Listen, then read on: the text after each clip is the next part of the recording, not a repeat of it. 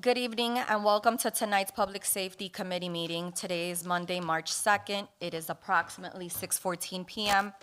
Note, this meeting is being conducted as a hybrid meeting. You may remotely access this meeting through the digital platforms such as our Facebook Lawrence City Council page and YouTube Lawrence City Council page. Pursuant to Chapter 20, the Acts of 2022, this meeting of Public Safety Committee is being conducted both in person and via remote participation.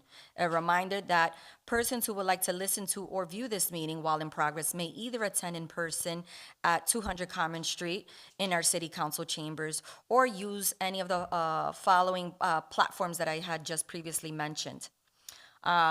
Voting members present today is, to my right is our Vice Chair, Councilor Ana Levy. To my right as well is our Councilor at Large, Selena Reyes. And to my left, Councilor from District B, Rosalie Gonzalez. Could we please stand for the Pledge of Allegiance before commencing today's meeting?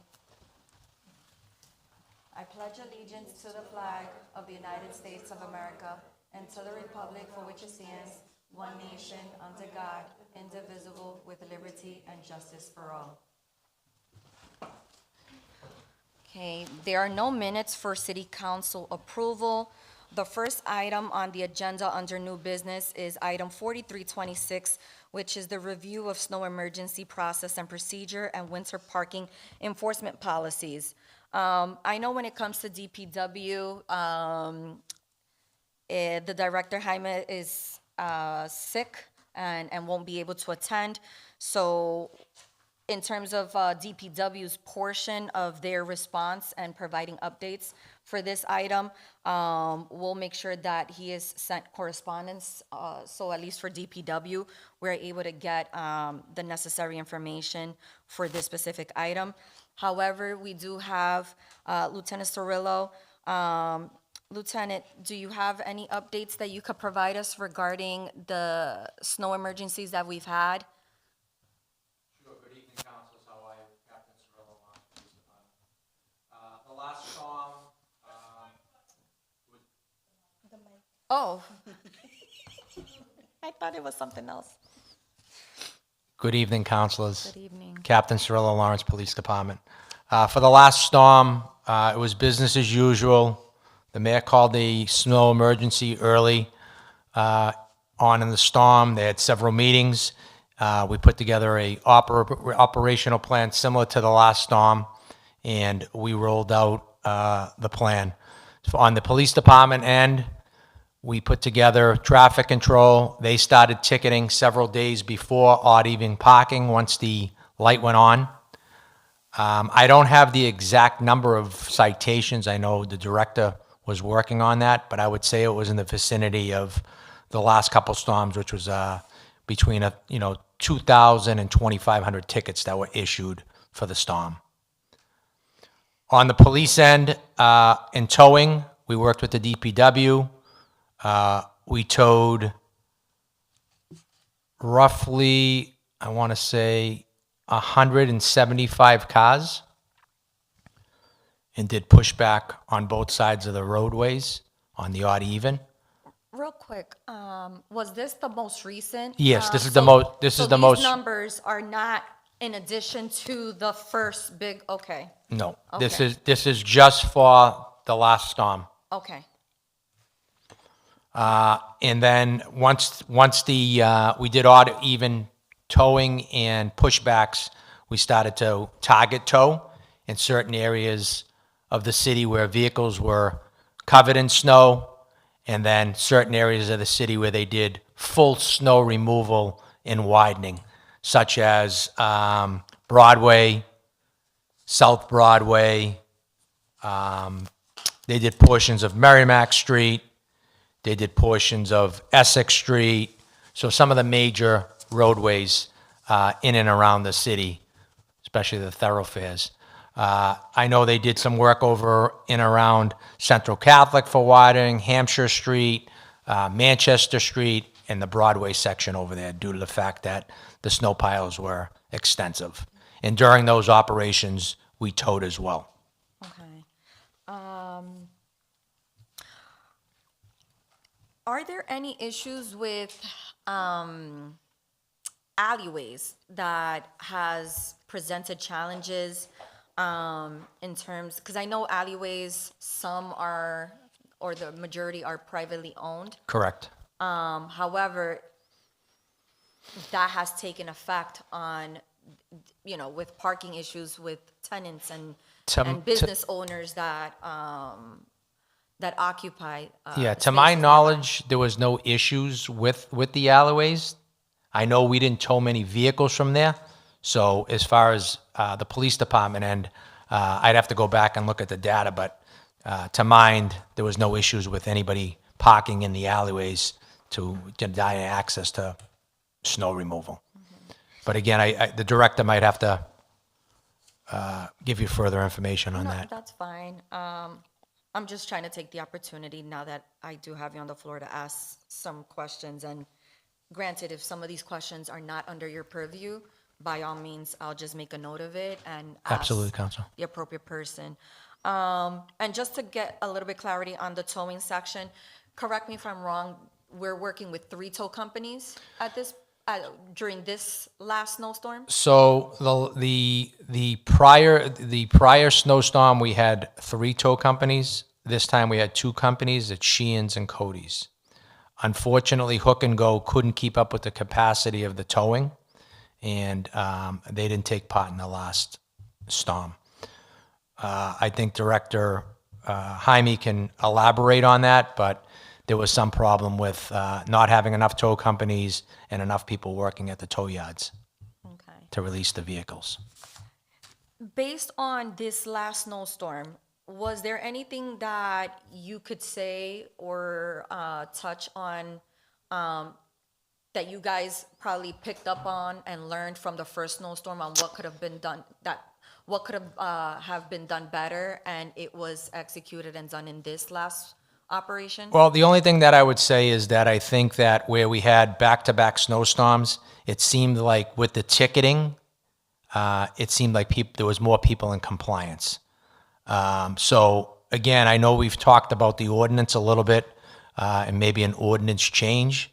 I think that's something that we should revisit in the city, due to the fact that people are not in compliance, and that's the problem. If they were in compliance, as we had years ago, where there was December 15th, the ordinance went into effect, odd even towing or odd even parking. It went through April 15th. We don't do that anymore. I know, and that's currently actually an item on the agenda in ordinance. Correct. Because of the issues that we've seen in terms of residents in the Yeah. city are, But it did seem like this storm, there was better compliance and the second one, okay. on the second one. So again, I think that's why there's good reason to revisit that ordinance, where we went into, either we did, Haverhill, I know, does, starting December 15th, for 1 month, they park on the left, and then, January, the right, and then the left, and then the right. I don't know if that would be too confusing, or should we just go back to the odd even towing for a snowstorm or for a snow emergency, or December 15th, and then start our ticketing to get compliance? Based on your professional experience, is your opinion that the blue light system that we currently have not effective? It is not effective. Okay, and that's, I've been involved in snow towing since 2008, and I can tell you we used to tow between 50 and 100 cars a storm. Last year or the year before, when we had 5 tow companies, we were towing 700 cars, and we still weren't in compliance. okay. So I think we need to go back to the odd even towing. I think that works. Maybe in the beginning, we give warnings to people to get them in compliance for the first month or two, if we don't get snow. But we definitely have to go back to some type of odd even parking starting, December 15th through April 15th. Okay. Counselors, do you have any questions, discussions on this item? Yes, Counselor Levy? thank you. Hi, good evening. Good evening, Councilor. Okay, so as far as I hear right now, do you consider that the blue light is not effective at this moment? It's no doing whatever that we are expecting to do it. Yeah, I don't see that the blue light is gaining any compliance. So maybe because we need to add more blue light, that is no. Again, I think the reason, and I'll go back to when I was a kid, we always had odd even parking, right? And everybody would go out and move their cars and get in compliance. If you only put the blue light on when it snows, people don't No really problem. gain any compliance. They don't really know what's going on. But if they come out every night starting December 15th and everybody's parked on the right side, and then the next night everybody's parked on the left side, and when they parked on the right side, they got a ticket, they're going to get with the program and start odd even parking. So the old ordinance started like that was in November that it started, or that was December? It used to start the first snowstorm, The first. or yeah, Yes. or when the mayor would call an emergency, or December 15th, and it would go December 15th till April 15th. Okay, because right now we are not having practically snow in November or Well, we could have a big snowstorm in in November. October. I or- remember one time that by October the 15th we had a big storm. And again, you know. it usually is when if the mayor would call a snow emergency on October 15th, then that puts it into effect then. That, okay. So that is something that we, at the ordinance, that we should Yes. sit down with you guys and review. Yeah. Do With you the wanna mayor's say? office. No? Oh, okay. So yes, I think so that this is something that's, we should sit down again and start reviewing. I know that's I have a resident that I used to call me just to let me know that they prefer like the old ordinance because it's a little confused for them and they cannot remember that they have to change from one side to the other side. But they did much better on the last storm. Absolutely. So I just noticed it that practically on Prospect Street that was terrible during the first storm. That was We definitely gained more compliance. And again, when you have compliance, that allows the DPW to do their job. It's very difficult to plow the streets when you have cars parked on both sides of the street. And again, it's very difficult to remove all those cars, for them to plow the next night and the next night after that. It's impossible for them to do a good job. yeah. Thank you. Councilor Reyes? Hello. Good evening, Council. According this conversation, you mentioned the other ordinance we have December 15 to April 15 is more better from the ordinance we have right now. But at the same time, we need to take in consideration because we offer more spot to our constituents because see we don't have snow, they can parking on both sides. But it's a little bit confusing to me because the ordinance is putting in play as soon the snow is coming. Our constituents supposed to parking one day on one side, another day on another side. I know the big problem in this time is because they parking on both sides. Correct. But at the same time, they have a lot of complaint because when they parking on the right side, we not clean very well to the left side or versus right side because the plow go on the middle. It doesn't matter the left side or right side be empty. They don't go too close to the sidewalk. That is the reason maybe we have a lot of snow in our city. The company was new, the driver was new. What is the more, I know the old ordinance, the people be more conservative and follow the rule. But the new ordinance was because we want to bring more opportunity to the people find out parking spots. Because I passing by for a couple of streets and I see they parking on the right side, but I don't see the clean was very well to the left side. when they try to parking, they came parking like almost on the middle of the street because the side to parking was snow there. Yeah. I want to identify if it was because our constituents not follow the rule or it's because we need to have some people to supervise the people who remove the snow because it's not that they plow on the middle. They need to do the left or right side very close to the sidewalk. So again, I don't want to speak for the director, but I know, when you first have the initial storm, the biggest thing is they got to clear the main roads, right? And then the next night, we usually start our odd even towing. And I can tell you when we do odd even towing, there is a DPW trucks with us. We remove the vehicles and then they push back the sides of the street. So, again, I can tell you that they're doing that. I don't know where the complaints were for the last couple of storms, but when the initial storm, the most important thing is to make a path so that everybody can get through. And then the subsequent nights, they're doing the pushbacks. And I can tell you when we're removing the vehicles, they are pushing back. So, No, I know the DPW do amazing with the whole team, do amazing job to remove the snow. After a couple of weeks, they continue doing the job to try to maintain our street the more better clean they can. I know we have a lot of cars on the street parking on both sides. I know that is a big concern, and I really appreciate it because I know the guy from DPW working extra hour. yeah, they work hard. Yes, very hard. I know that part. And 3 days ago, I see they continue to working to remove the snow for a couple streets around the city. But at the same time, we want to identify the driver do the diligence to remove the snow very close to the sidewalk because Yep.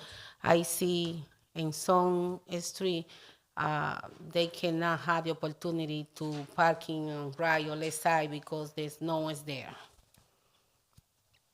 I agree. Thank you. I think many things could be true when it comes to this ordinance, and valid. I think that there are issues and challenges with the fact that with this current ordinance, not everybody gets to know that the blue lights are on, so they're not being properly informed. Even though to us it's probably common knowledge that there's going to be a snowstorm on Saturday, but there's a lot of folks that the message is not being received that the blue lights are on. And I believe it happened last week where I think it was because of the fire on the bridge. I don't know if that was the reason, but the blue lights were on and there was an expectation for residents to adhere to the blue light parking policy. And because to the residents it wasn't snowing, But the resident know when the blue light is on, they continue under the ordinance because the waters continue. When the line is continue flashing, the waters continue from DPW. That is the way we announcement to the public. The snow is not here, but the jack is continue to remove. But a the lot of folks snow. are saying that they don't see the blue lights. There's a limited amount of lights that It's are a located limited throughout amount. the city. It's true. It's a limited Yes. amount. Yeah. Through you, Madam Chair. Go ahead, Yeah. Councilor Levy. That is what I said, that maybe we are missing more blue light on different corners, different street, different side.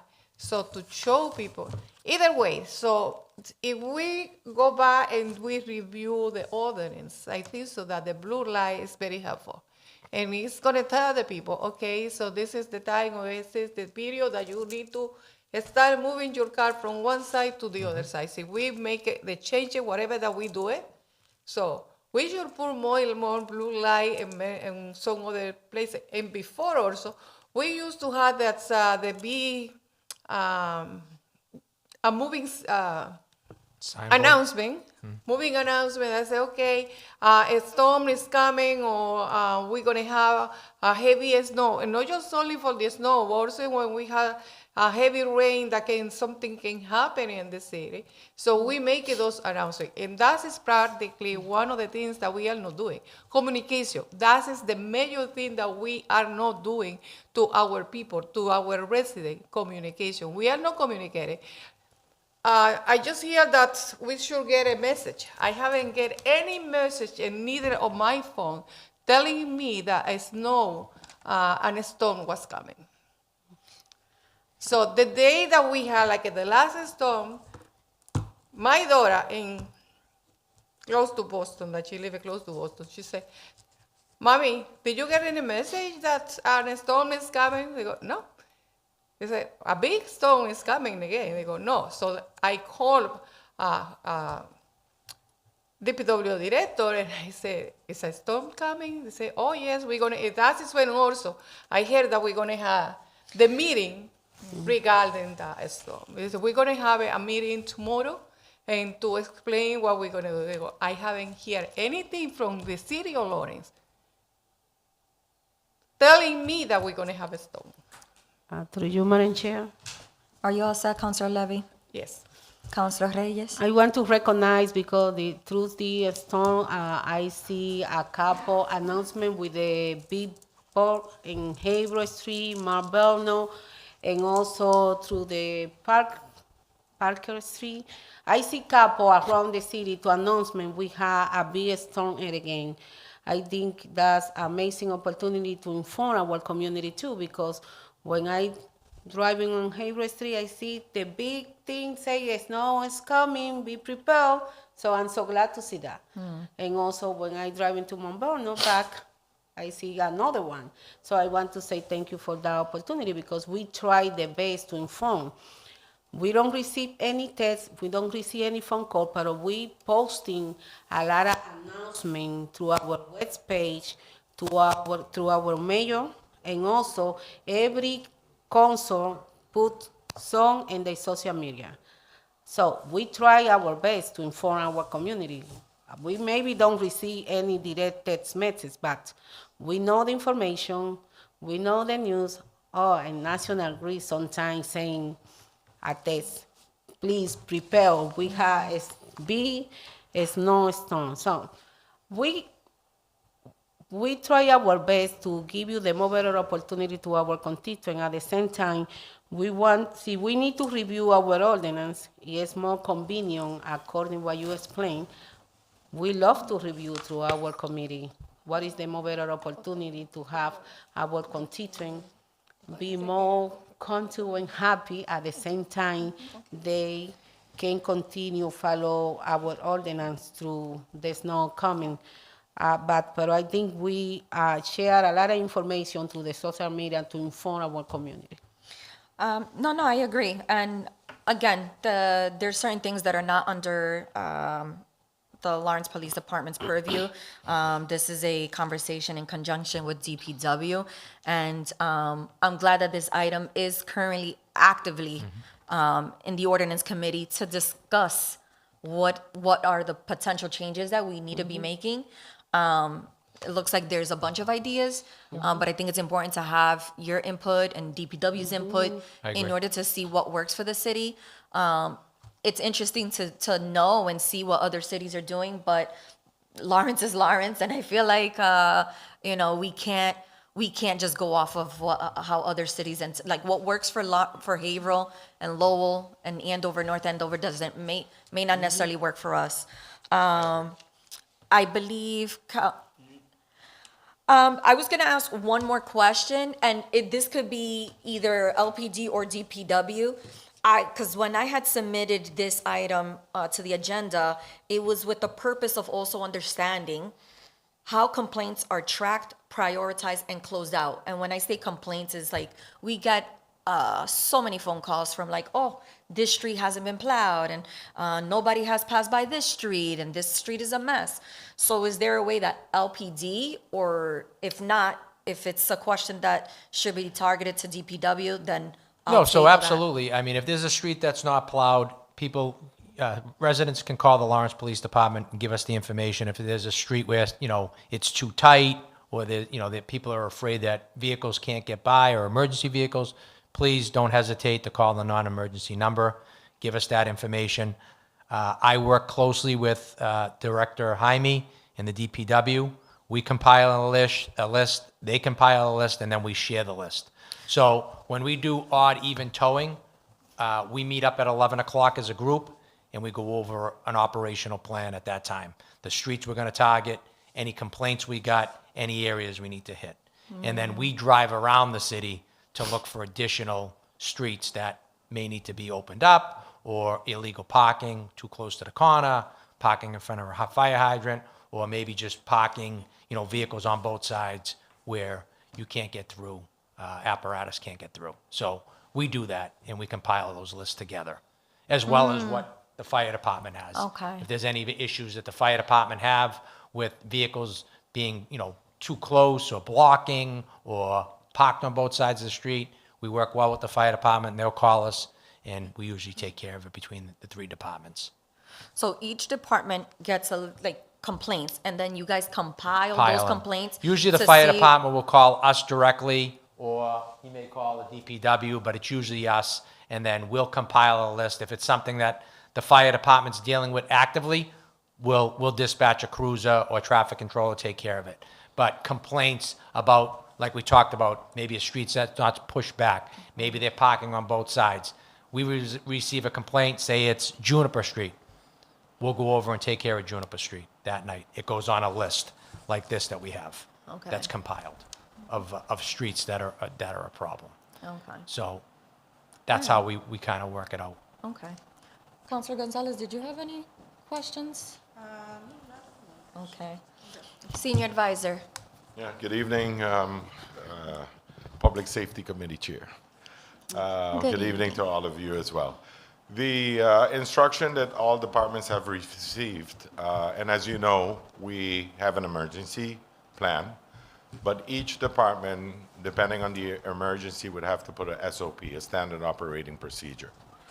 So the question that you ask, all departments, whether it's public, that were involved in the winter emergency, police department, fire department, ISD, DPW, the parking enforcement, all of them would have to provide their report and design an SOP, a standard operating procedure that all departments can, because they've been working together.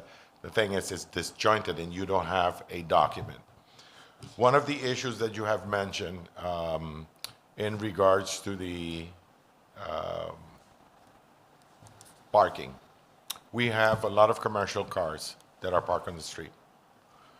In addition to the commercial cars that are parked, we have, that involves, it could be trucks, it could be pickup trucks that our contractors mostly use, is an issue, and we also have some 18-wheelers that are parked throughout the city. So we need to do a better job. I'm just mentioning the issues that we have and those that the challenges that we need to fix. Then we have the school department that they're allowed to go with their buses, and they also park on the street.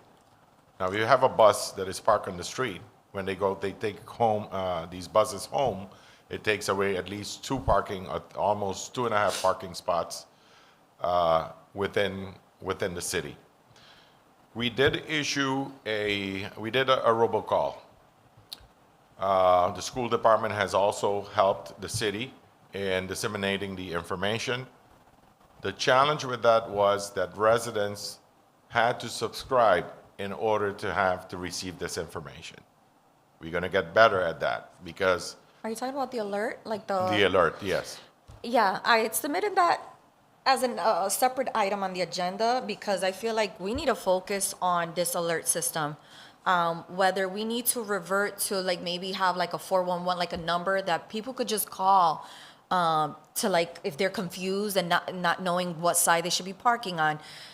If it's easier for them to call a line and we just have an automated system where it's telling them like, oh, today is such and such day and you're parking on the even, whatever the case may be, we need to figure it out and fix it, because I don't get the alerts either. And Right. I was advised that you have to sign up for this. I was just hoping to see if there was like an easier way for everybody in the city to get these messages, kind of similar to like Amber Alerts. But granted, I know Right. we have to figure And that if out. you don't know, as a counselor, I mean, representing your people, then it's kind of difficult for other people to know as well. Oh, So no. Thank God that that's I'm a one of- counselor. I know certain Yeah. information. Yeah. Mm-hmm. So it allows me to disseminate that information via social media. But just because we do that, which we all do, I feel like we're constantly alerting folks via the different platforms that we have, yet it's not enough. This is what it comes across. Yes. It's never enough. So at this point, I feel like we need to revisit the actual ordinance and then revisit the current process that we have for alerting residents. And I know it's gonna be trial and error, but we need to like start making changes now to see what works. Yes, correct. And so that's one of the issues that we have that we're going to encounter. But all directors were advised during the emergency meeting that we had to pay attention on all the deficiency, what we do well and what we're not doing well, and what the challenges are. That information then we need to upgrade, because we do have a base plan, and that's going to be given like in each emergency situation. If we have winter, if there's an emergency during winter, how the protocol is going. Right now, you don't have a document that is, I mean, as a team, each department is working, but we need to define that so any person can go on the website, or maybe we can print it or publish on the website, that they can know, that they can get informed, including you, to inform your constituents. But there is challenges, but we're working on it. But those are one. In other communities, you have the parking restriction for commercial cars. They have to rent somewhere to park. Here, they are still parking on the roadways. Whether we are enforcing or not, or there should be changes, that's the reason why each department needs to, per the mayor's directive, need to present that and to, first of all, to the mayor, and that will be formulated into a policy document to be presented to you to legislate. Whether you want changes, modify it, because each one of you represent, you're representing at least 6 districts plus 3 at large. But we're going to do better with that. Advisor, you said that one of the challenges were these commercial vehicles taking space. Yes. What seems to be the challenge? Is it the enforcement side of things? I think, yes, it's the enforcement side of it. But It's what, the that we don't have it's enough both bodies? sides. It's enforcement, it's first of all the enforcement, and also negligence from our residents, and also enforcement. So whatever needs to be enforced. I can give you specific what it is, because in some communities, and I haven't reviewed it in Lawrence, but commercial vehicles are not supposed to be parked on city street. Okay, but when we're during snow emergencies, when we're already in the plow operations, and we're noticing that there's a commercial vehicle, does someone from DPW? ISD has announced, as a matter of fact, you have a protocol, correct? Okay, can you just explain it to them?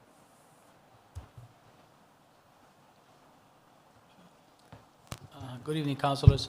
So usually, if we get a complaint for commercial vehicles, there's certain vehicles that are commercial, but you can still park in the street, like these small buses, small trucks, box trucks, they can park in there. There's I forget what the weight is, I think it's 12,000 pounds. They could park in the Director, street. name and address for the record, I'm sorry. Oh, Pat Ruiz, Director of Inspectional Services, 200 Common Street. Okay. Yeah, so when we do get the calls, we go out and enforce it. But usually, most of these trucks and these vehicles, they park there at night. We don't have anybody working at night right now. Eventually, we will have somebody working at night that could Okay. enforce this. So that's basically what we do. We just enforce when we get a complaint. Okay. Is there a current position that we're seeking to Yeah, so we had, during negotiations, there's a roving inspector that's going to work at nights from 3, Wednesday, Thursday, Friday, Saturday, and Sunday, from 3 to 11. They're going to be focusing on illegal dumping, food trucks, and anything else that we have to work on.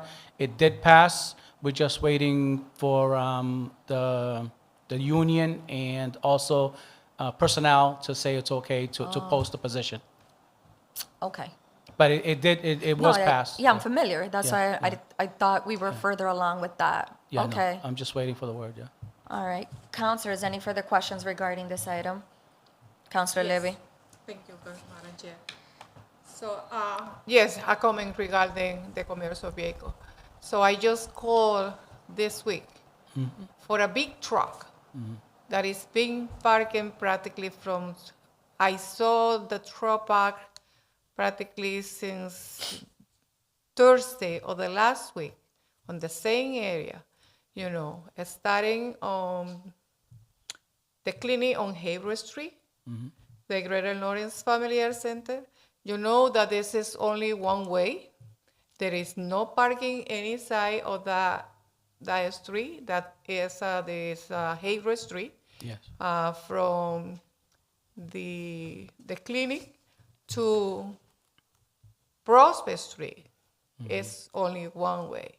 And I had to call because that big truck was parking on the same space practically more than 4 or 5 days. Is it usually in the evenings after 4:30? In the evening, yesterday, they was there the whole day, yeah. parking in the middle of the Haver Street and Fulton Street. That was parking also in front practically the clinic or a little bit down, but the same. And that is a zone that is no parking either way on that area. Yeah, so this is the first I've heard of this truck parking there. It would be good if I get an email, because that way, when I get an email, I could follow up with the inspector. That I assign an inspector, that way I could follow up with the inspector. So that'll probably be the easiest way, that way, because I didn't know about this. Yeah, so that area is a very complicated area because you know that the hospital is there, the clinic is there, and it's very hard. So we have also the other hospital, the Holy Rosary, and ambulance.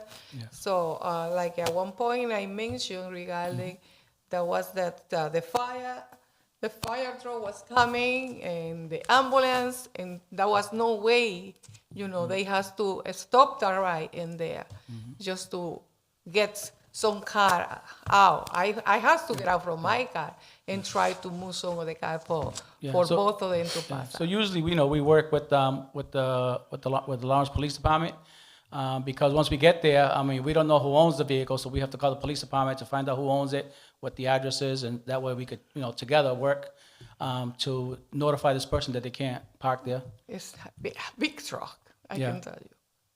Thank you. Thank you, Madam Chair. Okay, no other questions, concerns, discussions? Okay. Counselors, I would like to receive a recommendation or a motion to table this matter. So motion to table, item 4326. Second? All those in favor say aye. Aye. And the ayes have it. So we'll just continue to touch base on this, especially with the commercial vehicles being still a pending issue. So we're gonna table 4326.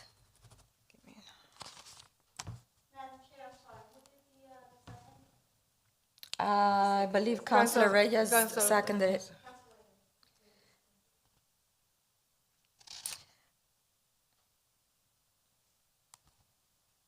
So, counselors, I'm gonna wanna move forward with item 4426 very briefly, just because we already touched a little bit of it during this conversation with item 4326, and then I'm gonna request if we could untable 23225, so we could get Ramona out of this meeting quickly, and then we'll leave the reports for last, because that could take some time. Item 4426, the review process for alerting residents of winter parking ban activation. Senior Advisor, you touched on this a little bit, and the reason why I'm just calling you to the podium is because I would like to get your input in terms of what is your suggestion in order for us to, make improvements to this alert system, and who are the departments that we need to invite to this conversation, so that way we are sending appropriate correspondence to those department heads so we could get the conversation started on this. When the the consultant worked on the emergency plan, and it was anticipated that that would have been a little challenge. I'll be very candid with you. The mayor's office is ultimately responsible for disseminating the information and for coordination in conjunction with IT department. Because one is it's through dissemination through the media, and the other part is also through technology for whatever system we're using to alert the community. Like we just mentioned, robocall, or is it 411 that is called that needs to be done. I would suggest within this item, together with the other item that we just spoke about, I think we should have one item that addresses the emergency plan in its totality.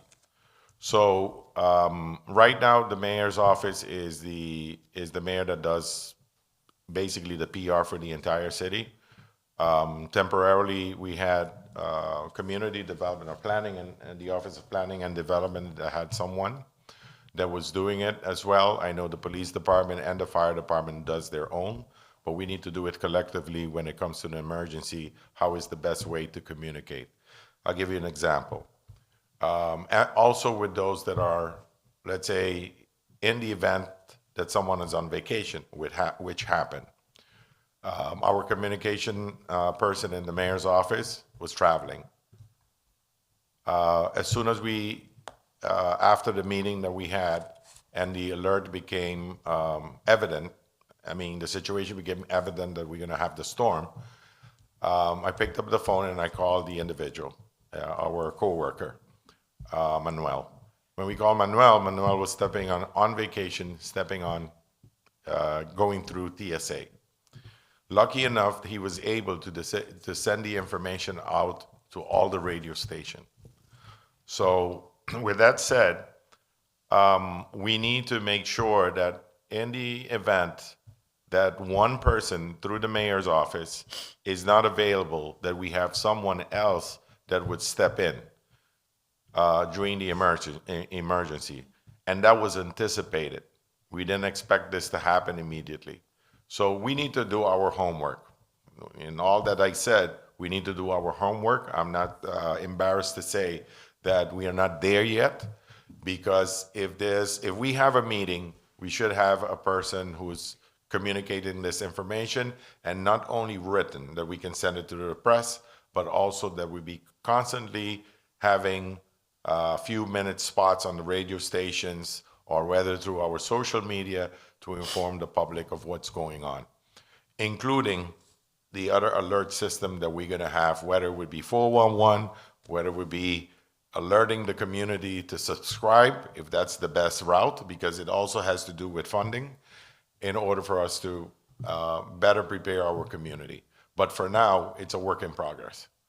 It is a work in progress. But the alert system that Director Jaime mentioned to me, it's based on, I don't want to say the word subscribe, but that was kind of what he was alluding to, that you have to, subscribe to this, like, I don't know if it's a link. I know. And I'm not familiar with what this link is, but I'm curious whether it's through DPW that I should be requesting the following correspondence, or if it's direct. It is the responsibility Or of should the it be to the mayor's mayor's office? I'm curious as Yes. to this list that we currently have to inform residents via text. how many people are subscribed to, how many residents are subscribed to that? When was it last updated? You know, I'm just curious as to how Just outdated when this is. tonight, when you informed, I mean, we were informed by President Levy. I picked up the phone and I called Carlos and I said, Carlos, didn't we have, because that was discussed during the emergency meeting. It was brought up. I didn't know the component that you had to subscribe, because obviously that's not a good sign, because not everybody is busy doing their own, they're working out of the city, and how would they know, and how are we publishing? What I'm saying is, give us the opportunity that we can sit down. We're gonna have our department head meeting, and so we can have a special committee for emergency, in which we can establish the SOP and include it within the document and present it to you. Directors were already informed that we need to work on the ordinance, so this is not something new. They should have this, their recommendation to the mayor, and but this week we didn't have the department head meeting, but that will be discussed then. So bear with us. I Be appreciate it, yeah. patient. Yeah. Counselors, do you have any questions, concerns? Looks like this is gonna be a tabled matter to continue to allow them the space and opportunity to have this conversation. Yes, Counselor Levy. Yes. So I think that's hearing everything that we've been saying, you know, in the discussion that we are having right now. I think that we should form like maybe an ad hoc committee. And that committee should meet at least once a month until we have everything done and practically, you know, that everybody is okay. And invite part like it's the chair for the safety, me as the ordinance, and so many others, you know, the fire department, police department, and then we all can get together. But we should do, not to wait 6 months now, okay, from now, to start getting prepared again for it if another storm is coming. So we should start working, you know, now and not to wait. So we should form like an ad hoc committee, and that committee can convene, you know, and get together.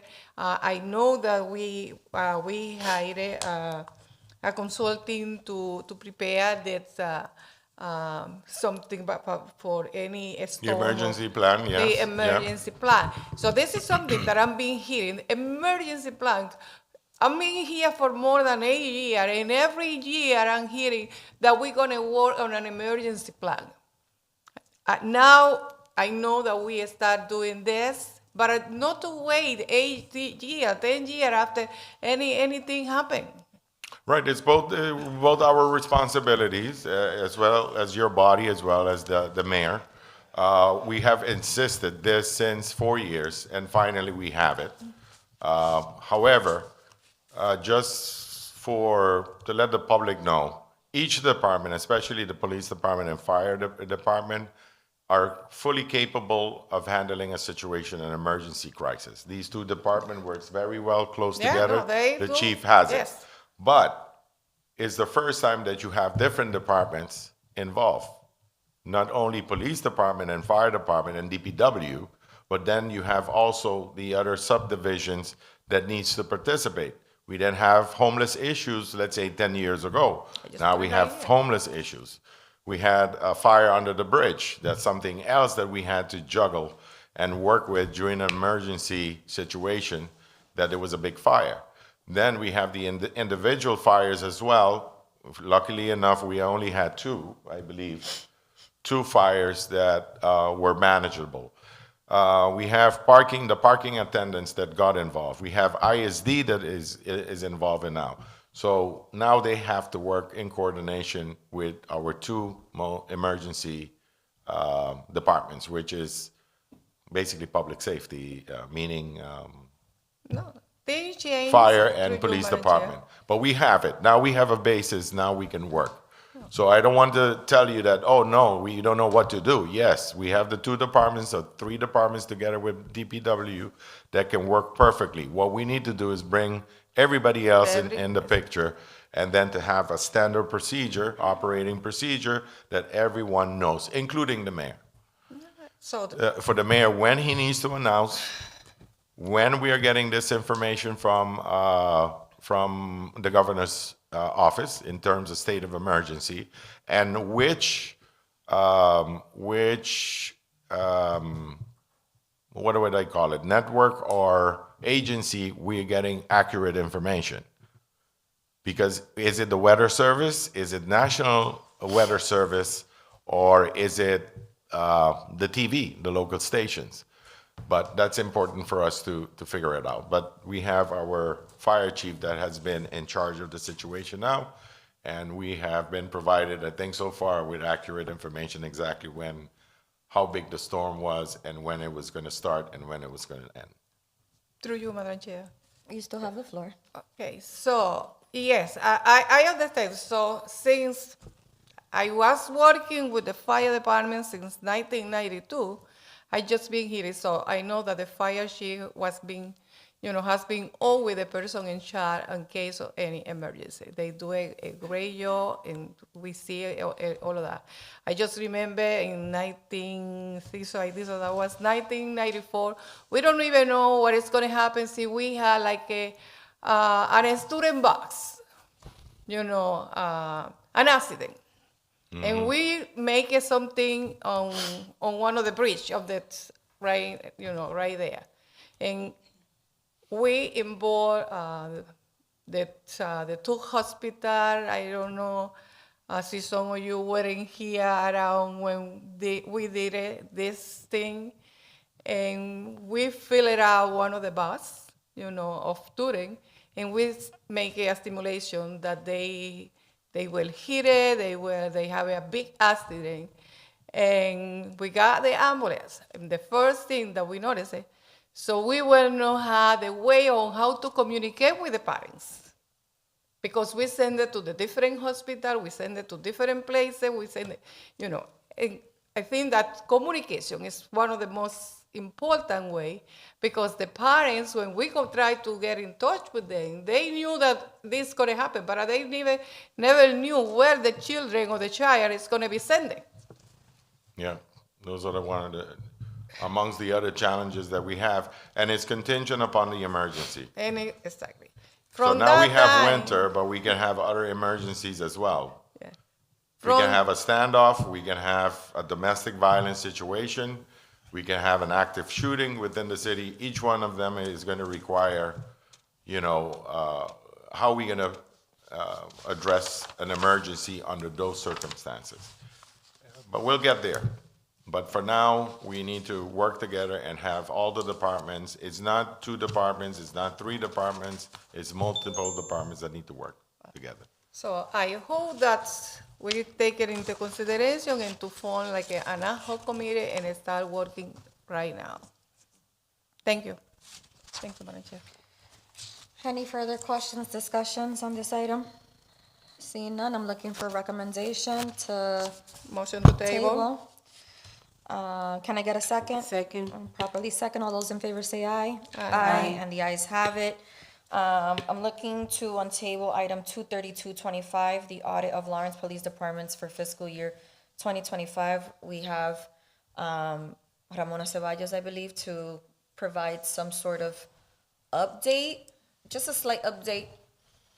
Sure. Good evening, councilors. Ramona Ceballos, CAFO. So this item was first brought up back in September 17, 2025. I was asked to provide the council body with an estimate of how much it would cost to do an audit. And based on the scope of service that was provided to us back in September, the auditors, our current auditors firm, CBIS, provided an estimate of between $48,000 and $60,000. And they're saying depending on the deliverables and depth of the project. So that's the information I have. Not sure what else you would like for me to discuss. You said the scope is 48 to 60K? Yes. And There was an RFP process for this? No, there was not. So the next thing was who will be funding the cost of this audit? Counselors, questions, discussions? One second. What was that? Do you have? No, I said just give me 1 second, Oh. please. I believe the chief said there's going to be additional information provided at a later point in time. Given the fact that this has been a tabled matter, obviously since 2025, me taking on the role of sitting here as in the Public Safety Committee, we're trying to see how many of these old tabled matters could be cleared up, what should be withdrawn, and what requires an update. So, that's the main purpose of like trying to get the ball rolling on Absolutely. anything that's just collecting dust. I want to know. Yeah. To see if we need to like remove it from the agenda. But apparently this is still a pending matter. And I'm just trying to get clarity on what are the steps, if any, in order to move this item further along. So the meeting back in September, it was very preliminary, and I was tasked with the duty of finding out how much something like this would cost. I did provide the information to the council, but I never heard back, so I'm not really sure how the council would like to proceed. Okay. I'll do my homework. Well, it looks like this was submitted by Councilor Luzon. So had she been in the council, I would have asked for her opinion. But, So handsome. but I guess I'll touch base with where we stand based on the preliminaries that you just mentioned, if we're gonna move forward with this or not. Councilors, I believe you Council- said you yes. had a question, Councilor Levy? So practically right now, what you're waiting is for who's gonna pay for that? Right, and I guess to be sure as to exactly what is it that the council would like to be done in this audit. Okay. So she did provide a few items. I have a report with 5 bullets. I don't know if you guys have a copy of that, with the original request that the council provided. Her Yeah, letter was I dated. just remember when she read every single item, about what she was looking for. Yeah. Yeah. So I don't know if those items are still pertinent. I don't know if, Do you have those? I do. Would you like to? Yeah, please. Did you get that? Awesome. I'm gonna see if we get a copy of this. Was this sent via email though? Yes. Okay. I just can in forward it case. to you. And it's actually, it might be attached to the document, when the document was Okay. created by the Yes, council. Yes, that's just what I'm looking right now. Sorry, the it's just so different- many papers.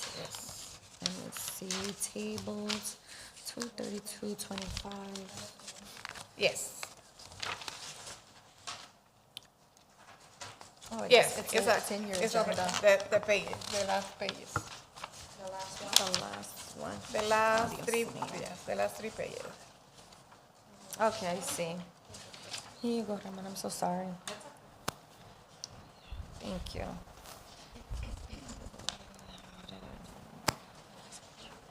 It's the last 3, yeah.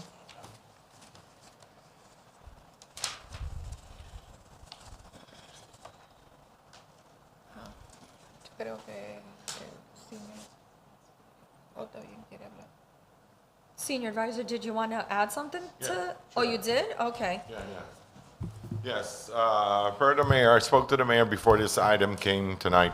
Obviously, we're careful every time there's something that has to do with money, expending money. You know, she lets us know.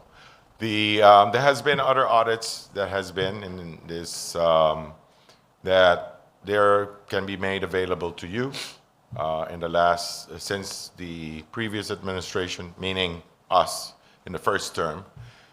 There's an ongoing investigations right now as well. It's incomplete, but once those are done, if you so wish, you can request a FOIA, or through the city attorney, you can request the information of those investigations that has been there. Now, the current investigation is incomplete. But once it's done, that could be also provided to you, and you can request this information through the city attorney.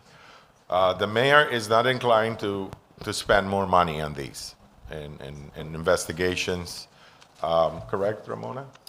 That was the instruction given to me I to mean, tell this to is not you. an investigation, it's an audit. I feel like No, it's an audit, but the verbiage is very different. yeah, Or the well, definition. the audit includes both, but if you insist, the mayor feels that that's something that should be budgeted for, that should be something that comes through from the city council, not from his budget. There's other priorities that we feel that are more urgent, and so it's, An it pushes audit back. on the police department? Yeah. The mayor feels If that you- it should come out of the city council's budget? Yeah, the city council's budget, that has been Really? requested, yeah. The only audit, and obviously audits are good. Concerns that were raised what I've seen in the email, has also been a concern for us. Overtime, how is overtime, I would be under the managed. assumption the mayor would benefit from having the data from these audits. Well, we are back and forth with both, let's say in this case with the police department, but all departments that we work with, we have a relationship where we build based on trust. If there's an audit, a general audit, how the management of the city is, and then there's from our audits, general audits that we have, that there's a strong suspicion on a department, then yeah, I mean, audits are not cheap. Audits are expensive to do. But if it's. It's a some- necessary evil. Yeah, yeah, it's good to do, as long as funding It's is a necessary appropriated. evil. It's like paying your taxes. We don't like doing it, but we Yeah, gotta but get you it have to do done. it. Yeah. I didn't mean to interrupt you, advisor, but I just want to make sure that we're moving this meeting in a timely manner. So, counselors, is there any questions regarding this item, concerns, discussions? Madam Chair, just to Counselor Ramona. Levy? Ramona, Okay. thank you. Can I excuse myself, Madam Chair? No, go ahead. Thank you. And thank you for the information. Yes. So, Ramona, for me, what we have in here, so the list that Councilor Luzon provided at that time was a little longer than what we have in here. That's all I have.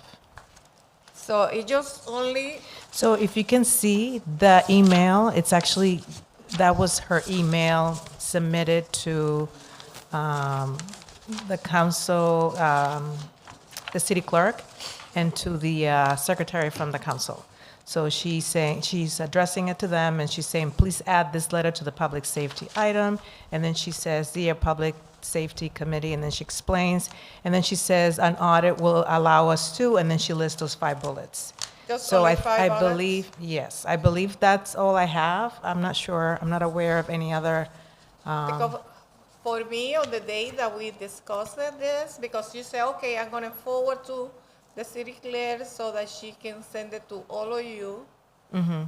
But I think, Yes, that's the, to you, Madam Chair, that's the point she sent to email. Oh, wait, your yeah, no, microphone. I can see, but I can see that this is the email that you already sent. but- Yeah, when we reviewed the email former councilor sending, is the information there, and she added the 5 point. Maybe when she described was more longer, but when she writing was simplified. Yes. The information. No, believe. I understand, Council. Yeah, because I understand, Council Reyes. think so- she covered everything she explained in front of us in these 5 points. And believe we're still so, No estoy escuchando. ¿Qué so dice que se this, da? like, to do this audit, it's gonna be, you said around 45,000? so the auditors quoted between 48 and 60,000. 48 and 60,000. Ya, eso ya yo lo apunté. For the audit. Y es supposed to come from our department, from the, Well, I don't think that was That hasn't been discussed. determined yet. Yes. It hasn't been determined. So I who's think gonna the pay for first it. No, thing just was how asking. much it Yeah, was gonna just asking. cost, and then that was kind of where we left it, because when the meeting ended, my duty was, okay, I'm gonna follow up with the auditors, tell me how much it's gonna cost. So Okay. once I got the quote from the auditor, forwarded to the council, but I don't think anything was done after that, so I think that's where we're at now.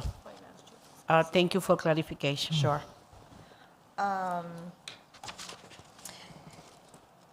Yeah, again, what I stated was that I need to now follow up with others on, because I don't agree that it should be coming out of the Me neither. city council budget. Again, I stand by what I said, that, you know, sometimes there's certain expenditures that, you know, we don't want to pay for it, but it's a necessity in order to make sure that the city is operating effective and efficiently and transparently. So are we gonna ask for correspondence Okay, so to be sent? to be sent to the budget and finance. Or should we send this item to Budget and Finance at this point?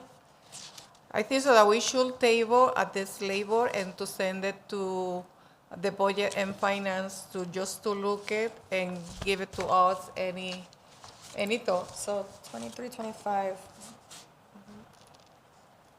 Budget and Finance. So can I get a motion to table 23, 25, 232, 25, And send correspondent and send correspondence to the budget. the Budget and Finance Committee, but also our city council president, in order to make a determination on whether this item is better off being sent to budget, since there's a fiscal attachment to this item that goes beyond public safety. So correspondence to our city council president and the Budget and Finance Committee regarding item 23225, the audit of the Lawrence Police To give Department some advice. for fiscal year 2025, asking for a recommendation on how to move forward with this audit. And to table. So move. All those in favor say aye. Aye. And the ayes have it. Thank you. You're very welcome. Ms. Ceballos, for your patience. Okay, under new business, item 4526, request presentation of an annual report and semi-annual reports. This is something that we're gonna do further along later this year. I'm not sure who wants to come first. ISD, Fire Chief. Thank you so much, Director Ruiz. Okay. So if you could just please provide us with a report in regards to your department. And I'm looking to see for us to meet at least annually and then semi-annually, just to make sure any issues and concerns, like you've kind of already mentioned, it keeps us on track Okay. and have us the ability to follow up on, you know, some of the issues that you have brought up, and making sure that we're in the right track of, you know, progressively doing better with the challenges that were mentioned. So you have the floor. Okay, so I submitted a comprehensive annual report to the council earlier last month, but I'm just going to read like a summary of the report, and then if you have any questions at the end, I'll answer them. So the Lawrence Inspectional Service Department respectfully submits its 2025 annual summary report for the period January 1st through December 31st, 2025. The department's work directly supported public safety, public health, and neighborhood quality of life through consistent enforcement of state codes, local ordinances, timely inspections, and responsive customer service. In 2025, the department delivered strong operational performance across all divisions, including the processing of 1,423 building permits and the completion of 17,000 inspections, along with 19,328 code enforcement activities. and ongoing oversight of food safety compliance for more than 400 licensed establishments. The department continued to uphold the Massachusetts State Building Code, which includes distinct residential and base code volumes applicable to different structure types, ensuring code-consistent construction, safe occupancy, and risk reduction across the city. The department also advanced modernization efforts through expanded use of digital workflows, strengthened internal training and SOP developments, and enhanced interdepartmental coordination for emergencies and complex compliance matters. The Inspectional Services Department mission is to protect health, safety, while improving the quality of life for the Lawrence residents through fair, consistent, and professional enforcement of regulatory standards. This includes enforcement of the Massachusetts State Building Code for construction and occupancy safety and the State Sanitary Code for minimum housing standards, which establish baseline requirements intended to protect the health, safety, and well-being of occupants and general public. The department also enforces the State Sanitary Code provisions governing food establishments, which outline minimum sanitation standards and require permitting for food establishments. In addition, the department supports licensing, permitting, and consumer protection functions, including weights and measures, while maintaining readiness to support emergency response, habitability, determinations, and time-sensitive enforcement actions. The department operates through specialized divisions aligned to regulatory responsibilities. We have the building health. The health department includes the housing and food protection functions, public health nursing, and administrative operations with oversight bodies, including the Board of Health and local licensing authority. This structure is designed to ensure regulatory work is performed by appropriately focused staff while maintaining coordination on cross-cutting issues such as problem properties, emergency incidents, and high-impact commercial activity. The building division, so some highlights, operational highlights. The building division enforced construction and occupancy standards under CMR 780, which MassGov describes as the Massachusetts State Building Code, with separate residential and base volumes covering different building categories. Key 2005 outcomes include high permit throughout active field inspections coverage, coordinated reviews, and partner departments, and emergency structural response capacity that supported rapid on-site assessments with conditions warranted. The Housing Sanitary Code enforcement.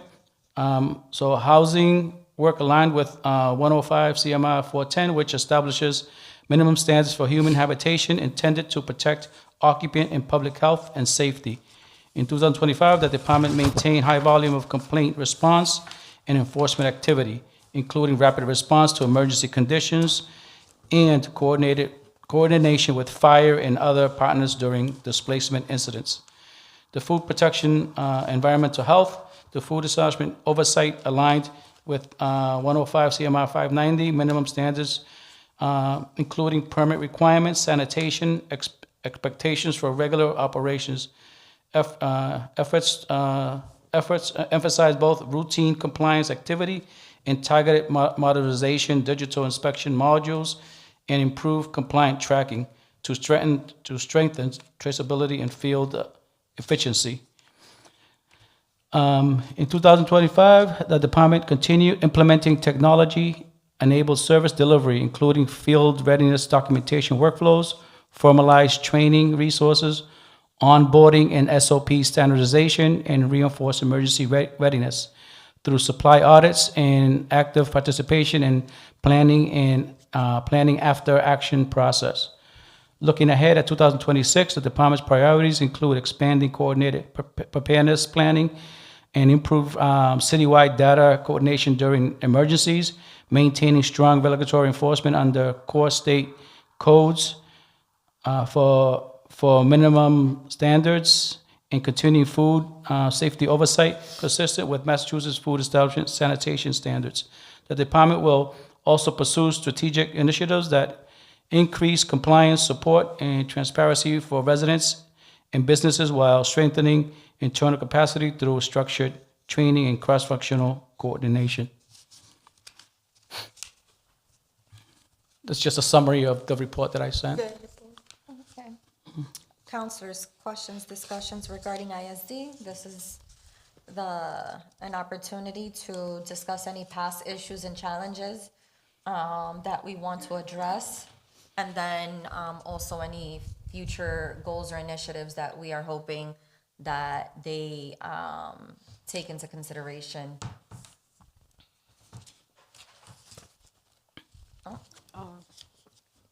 You could go ahead. I No, mean, I have my list, but go ahead, no, Councilor go ahead. Reyes. It's okay. Go ahead. Okay. Okay, Director, I wanted to touch base with you on, okay, let's focus on this past year in terms of, or currently. I think it's more important to speak on. Number of expired permits and licenses of businesses that are currently operating, yet we have not, we've allowed them to continue to operate even though we know that that license has been expired. Do we have any data on that? I have some data. I don't have the exact amount, but we do have some food permits that we're still pursuing. They were supposed to, by the end of the year, get their food permits. We've been issuing citations, tickets for not following the permitting process. So we're in the process of going out, weekly and monthly, and trying to get these establishments permitted. Some of them have half the permits, some. So it's sometimes a challenge because in the past, I found out when I first came that it wasn't really being enforced. So it's been a challenge the last couple of years trying to get all these establishments permitted. See, because I feel like this is going to open up a can of worms. Mm-hmm. Some of these businesses that we're working with, are these long-standing businesses that have been operating for years, and we're just, when it comes to them reapplying for these? It depends. It get a depends. sense. Some of them are newer. Some of them are long-standing businesses. A lot of them have already a permit. It's just renewing the permit. So some of them don't have the proper paperwork. Like a fire suppression system. They haven't gotten inspection yet. So by code, a food establishment needs to be inspected twice a year, and by code. But we could do more inspections than that. So right now we have 4 food inspectors. They're dedicated just for food. That's all they do. And they've been assigned. All of them have been assigned certain restaurants, and they're going out there constantly trying to get these people updated and in compliance. We don't, unless it's something that is critical and safety hazard, we don't want to really shut anybody down right now. Is there any chronic ones that? No, there's no, as far as I know, there's no chronic inspections. The ones that we did find that were chronic, we did tell them to cease and desist operations. They did until their inspection, they took care of the issues they had. That was going to be Yeah, my next yeah, question yeah, is yeah. why aren't we ceasing Well, no, and yeah, we desisting? follow up. So they go, they find something. If it's really serious, then they have to cease and desist what they're doing, and take care of it.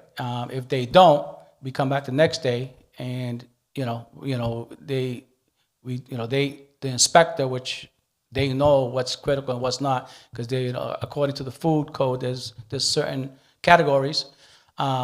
So once they go and they feel that it needs to be shut down, they will let me know, and then then we'll deal from there. We'll deal from it from there.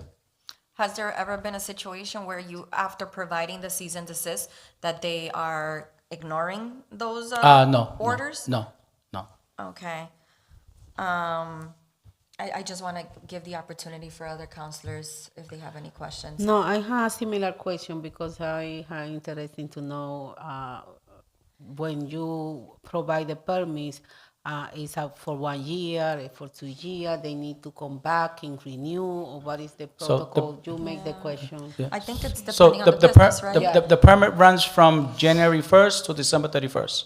Okay. And then 3 months before December, we send out notices to everybody through, because we have Citizen Serve, that's our permitting and licensing software, and it, it does it automatic.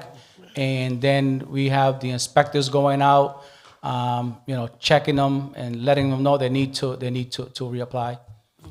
Are you able to provide a list of all the businesses that are not up to date with their permits? Yeah, I could do that, yeah. I'm Yeah, interested I could in do like, I'm curious as to how many businesses in the city are not up to date. And I would like to know Okay. specifically the businesses itself. Yeah, I could run a report for you and So- send it to you, email it to you. All right, To let the me committee. remind myself. Madam Chair. Let me remind myself of this. I'd be asking for so many things. So I'm asking, and Madam Clerk, please write this down for me. List of businesses They're not in compliance. that are not in compliance or not up to date with their permits. But it's not just knowing how many in the city, but knowing the businesses itself. Yeah. I'm trying to see what other information in Madam Chair. conjunction with that. Also, yeah, I I could- can add to that. I can add Yeah, I to could that, run a Madam. report showing every single establishment, and if they're in compliance and they've not, or they're not in compliance. Okay, So you could have both. Councilor Levy. Thank you. Through you, Madam Chair. When we talk about business, restaurants, so are we including also the food truck? Yes, so the food trucks, they need to get permitted. I have one person that's assigned to the food trucks, usually because they operate in the evening hours. So, I have to pay that person, comp time or either, overtime to do that for now. But once we get that new person that's gonna work from 3 to 11, that person's gonna be, checking them daily. That's gonna be one of that person's main job, is to make sure that all the food trucks are in compliance. So, through you, Madam Chair, so now that you have 4 people working for the food, okay, so there is many activities that are coming during the summer, so that they put a lot of food before they used to come and check it out, all of it. Are we gonna start doing this too? Well, we've always done that. So people that come in for, like Semana Hispana or something like that they have all those kioscos, right? So they need to get a temporary food permit. And I have an inspector that goes by and makes sure that they'll have them. If they don't, then they could do, the permitting software, we have it online. They have tablets, they could do it right there and pay right there. So one thing that has to be also checked, because I remember, I think so that was last year or the year before, is the people who prepare the food right in there and just fry the frito and whatever, and the oil. They are supposed to have some company hired to pick it up at the end, Yeah, so. and still throwing. So oil. my assistant director, that person is the expert in food. I don't know too much about food, so I could ask her and she could give me a report, send you a report. I know the basics, but I'm not an expert in food, so. No, that's good. We could continue to follow up on Yeah. that since Yes, Semana I just Hispana- remember one lady that was working before, that the first thing that she asked those kiosco is, where is your permit or the company that is coming for you to get the oil or whatever it is that they have I'm not to- sure what the procedure is. Okay. Like I said, I really don't know too much about how the food permits work. I have a person that's an expert in that. She's a professional chef by trade, and so she knows everything this that needs to know. Donnell? Say again? Gonell? Yes. mhm. Okay. Yeah. All right, so we'll definitely follow up on that. Not to, are you all set? Counselor Levy, did Yes. you have any further questions? Well, just to make sure that they had whatever the company that they already Yeah. hired just to come and get the oil and not to throw on the ground. Yeah, if that happens, then, we could shut them down. I mean, then that's, first of all, that's a fire hazard, because if the flame gets to it, catch fire. And you're not supposed to do that, because now you're ruining the park, so. But we have reports of that? We No, have we like, never hear about something like that. oh, we haven't gotten complaint, get- oh. Yeah, I've never, I used to work, when I was with the fire department, fire prevention, I used to work, I've never seen, Oh, okay. anything like The that. oil. The fire I department. never saw it, so I don't know. Disposal No, oil. no. The fire department is around and they supervise very close. Yeah. With the business, that they be around and they be. Yeah, because I have, I assign, when we have like carnivals or anything like that, people have food, I assign inspectors each day to go by, keep an eye on them and make sure they're up to code. And I also know that the fire department does it. If I'm asking and saying, it's not because I'm inventing this. It's because No, you no, know. I'm sorry, I didn't mean, I'm just saying that I've never seen it, I'm just saying that I've never seen it, I've never got a complaint about it.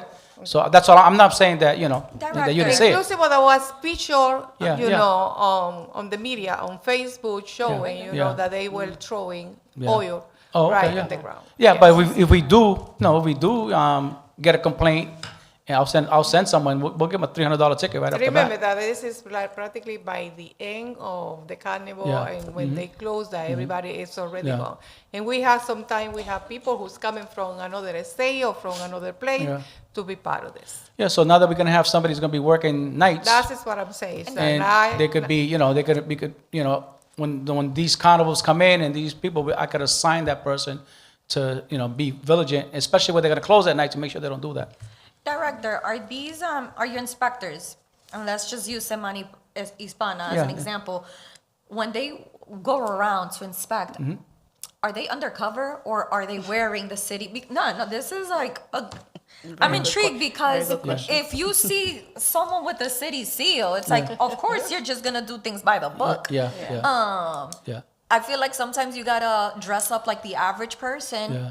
and walk around to do some of these inspections because that's when you actually see Mm-hmm. Yeah. some of these vendors that are not doing things by the book. Yeah. And then that's when we could actually Yeah, see what's yeah. going on and give out fines or not renew Yeah. if that's the case.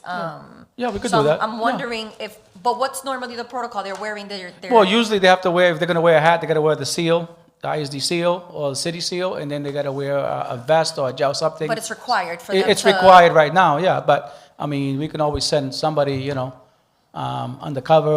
Most of these clients, people, they know the inspectors already because they deal with them, so they, right off the bat, they're True. gonna know they're around. True. Yeah, So food has to be covered at all time. Yeah, also. but I feel like I think every now and then it's good to do like undercover Yeah, no, we can because do if that. you already see someone with the city, you're gonna Yeah. The miss plaque, out as on soon as they see the plaque. On what's that's really so- happening. yeah. yeah. No, we could do that too. I wanted to add the list of businesses that you're already gonna provide us with Mm-hmm. that data. Could you also provide for how long they've been not in compliance? So like, how long has it been since their permit or license was Yeah. expired? It hasn't been over 30 days, like. Yeah, we could do that, yeah.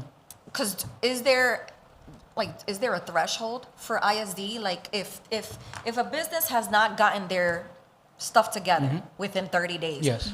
are you still working with these folks to kind of be in compliance? Well, or yeah, like- we work with them, and then we try to get them the more serious complaints. We try to get them to fix those first. But for how long do you allow them to, like, could it be past 30 days and you're still working with them? It could be, yeah, it could. Some of them, yeah, in some cases it could be, yes. We really don't want to put somebody out of business, you know what I mean? So as long as it's not a health and safety issue to the public, and we'll work with them. What is it missing to justify them taking more than 30 days to fix or provide? I would have to, like I said, I don't work with the food permits that much, so I would have to get Yeah. my assistant director, she's the one that runs that department. So like I said, I don't really know exactly what, I have an idea, but like whatever they do, she's the one that I'm knows. just wondering if we're being too lenient, because you just said it's not something I mean, major, so yeah, if it's not major, yeah. then there's no reason why a business, Yeah. especially this is their livelihood, Yeah. there's no reason to justify that their license has been expired for 6 months. You know what I'm saying? Oh, no, that wouldn't be the Yeah. case. I mean, like say now, they were supposed to have their license by the 31st.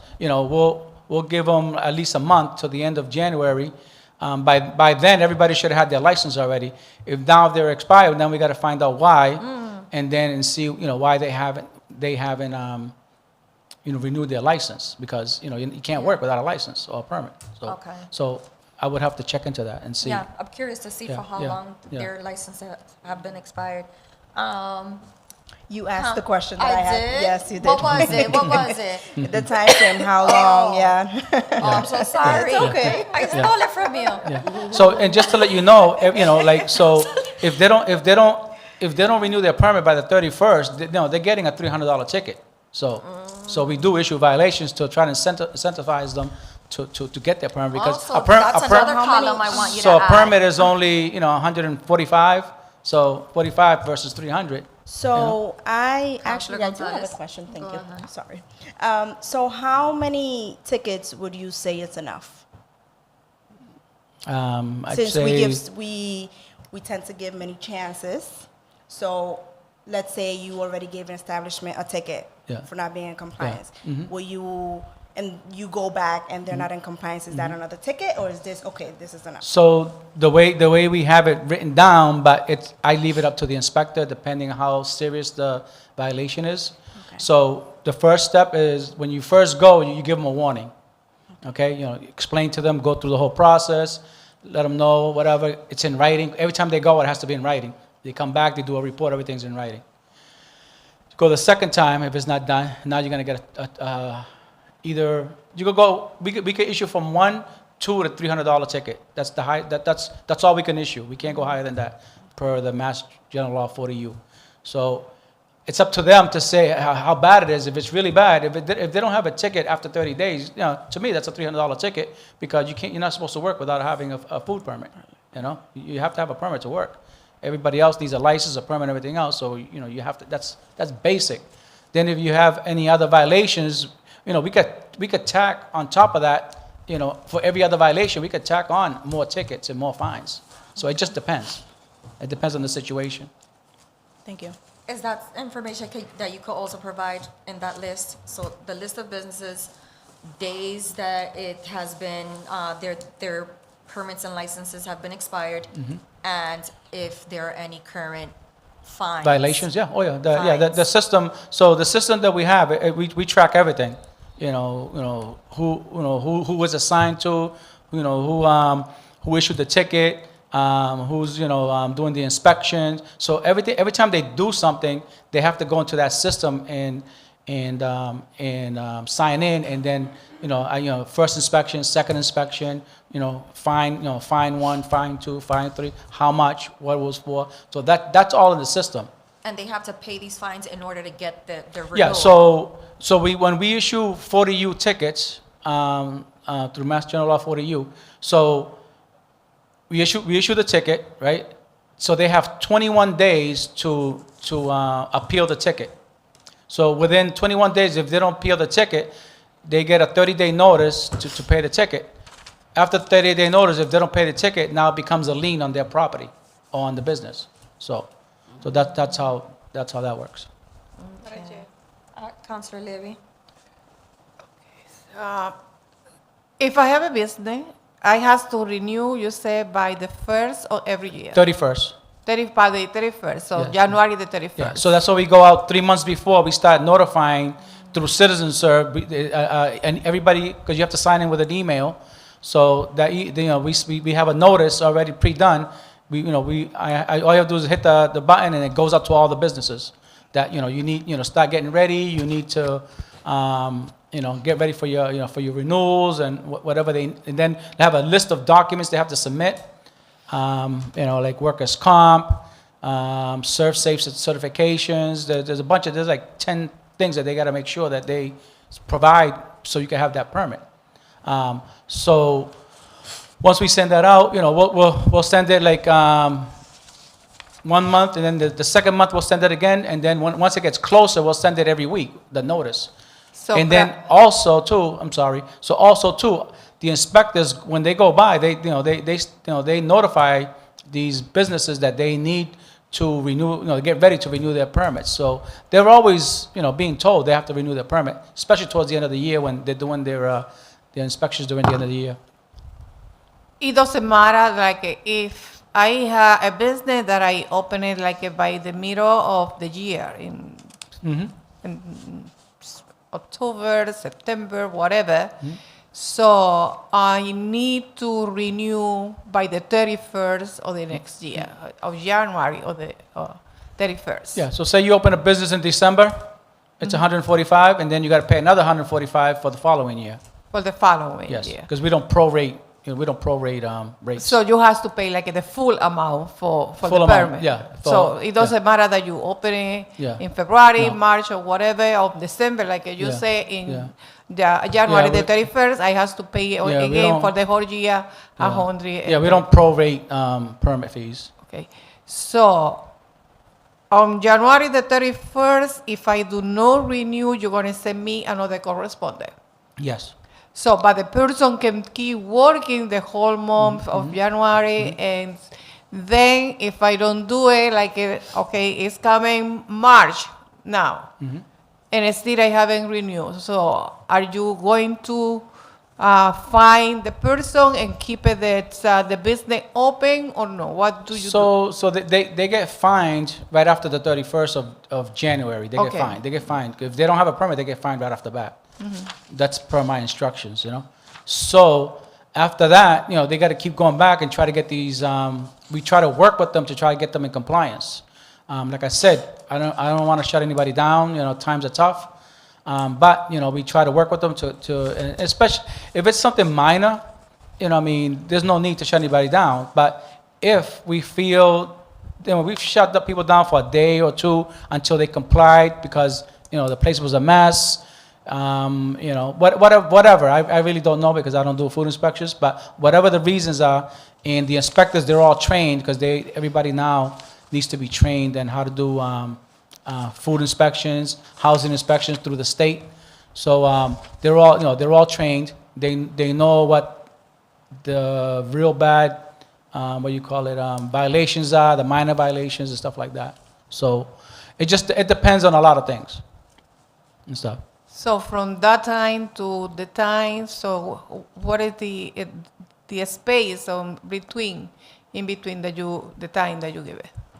So it would be up to the assistant director who's in charge of that division to come up to me and say, listen, these people are not complying, and I want to, shut this business down, and if we decide that we're going to shut them down, we have to have a real good reason. It has to be documented, pictures and everything. And then I would go to the administration and say, listen, I got to shut this place down. What do you think? Okay. Thank you, Madam Chair. Okay. Counselors, any additional questions? Director, with your department, I could be here all day. Yeah, asking I know. questions. There's plenty. There's not enough hours in the day for me Yeah. to be able Yeah. to kind of like Yeah. tackle. Yeah. Like your department is a department I love because of the fact that there's a lot that you guys We do a lot. We do a lot. Yeah. Because I wanted to touch on, were there any tickets issued to property owners during the snowstorm? for We not did. cleaning We their issued sidewalks? the first storm we issued, I forget how many, I could get you a report. The second storm, we issued a ton of permits. So we enforce, just so you'll know, so the Inspection Service Department, we enforce the municipal code 12.440, removal of snow from awnings and sidewalks. So that's what we focus on. And so what I did this year is that so for a single family home, it would be $100 if they don't Clean. shovel or snow blow their sidewalk. And for two family and up in commercial, it's $200. Can I get a report of the residential side of things? Yeah, yeah. And a report of fines issued Yeah. to business owners? Yeah. That you guys, Yeah, Maybe- so the good thing about this system is that everything, what I tell my inspectors, that if it's not in writing, it never happened. So everything they do, it has to go into the system. So If later on something comes up and it's not in the system, it's on them because they know that I'm a stickler for that. Everything they do, no matter what it is, has to go in the system. That way we track everything, we track everybody. And so, so what we did for the storm, I sent a report to the mayor. So what we did was, I divided the city up in sectors, and there's teams of 2, and we had 7 teams, and we covered all different, everybody was assigned to different areas. And so what I did, I had them concentrate on the main streets first, the first day, because they have to clean 24 hours after the storm. That's what the ordinance says. So, they had to clean the main, no, so they had to make sure that everybody cleaned the main streets, the areas they were assigned to. And then the secondary streets on the 3rd day, and then any re-inspection, anything else on the 3rd day. Okay. So all last week, that's all they did was enforce the snow, unless we had any emergencies or any housing emergencies or any violations that came up. So that's what we concentrated on, was on the snow. But I could give you a report showing you exactly how many tickets we wrote for the last storm and this storm. Please. Yeah. And I want for both the residential and commercial side. Yeah, they'll all be there. they'll all- okay. It's all, yeah, because the report, The fines are the same? I could see if we could do residential, but I don't think it doesn't do it that way. Differentiate? It's just the whole, Okay. just snow, because the But report will the pick fines up. would be the same? Oh, yeah, well, no, it depends. It'll be a 100 or 200. Okay. Yeah, 100 or 200. Counselors, any questions regarding the snow removal fines issued? No? Yeah, Anything Madam else? Chair, just only one question. Oh, Okay. Counselor Levy? So how much is the fine for the removal of the snow that's Owens and, Awnings, yes, $100. $100? Yes. Okay. So one family is 100? A Yeah, single- one family is 100, and 2 then family and commercial up, is 200. and commercial is 200. Okay. Yeah. So when you, when you do the fine for the snow removal for the owner and the sidewalk, it's $200. Yeah. So, we had a lot of snow. A lot of people, they cleaned the sidewalks, but then, how they have to come and clean. A lot of snow was going back on the sidewalk. So, we go back and we work with them and say, listen, I know it's not your fault, because it happened to me. I live right on the main street. I clean my whole sidewalk all the way around, and they come back, and I come back, during the storm, half the storm, be snow back on there. I cleaned it again, and I told them, I said, I understand, but your responsibility is to keep that sidewalk clean no matter what. So, Yeah.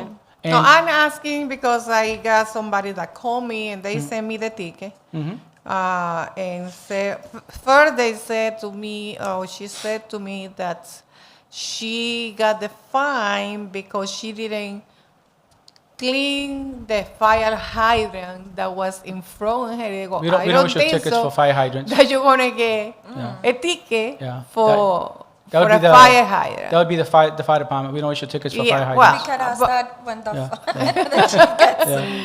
And then I asked her, send me the ticket. I got the ticket over here.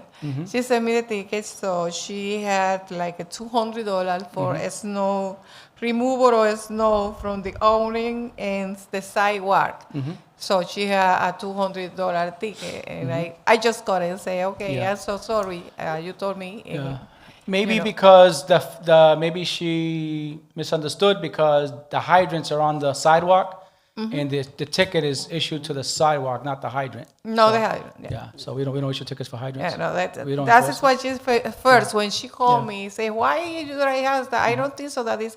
They go, no, the fire hydrant is not your responsibility. You can do it as a courtesy, and just try to make sure that in case of any fire or anything, so can be seen. So, but I need, please send me a copy of your ticket and to see why you got it. And Yeah, I could send it to the whole committee. All the Yeah. documents. To you, Madam Chair. Councilor Reyes. I receive a lot of complaints through the homeowner, but I identify they are confused because they clean the some part with the sidewalk and they don't clean the another part. When I go to visiting and they explain, oh, the importer told me I need to complete the sidewalk to the end.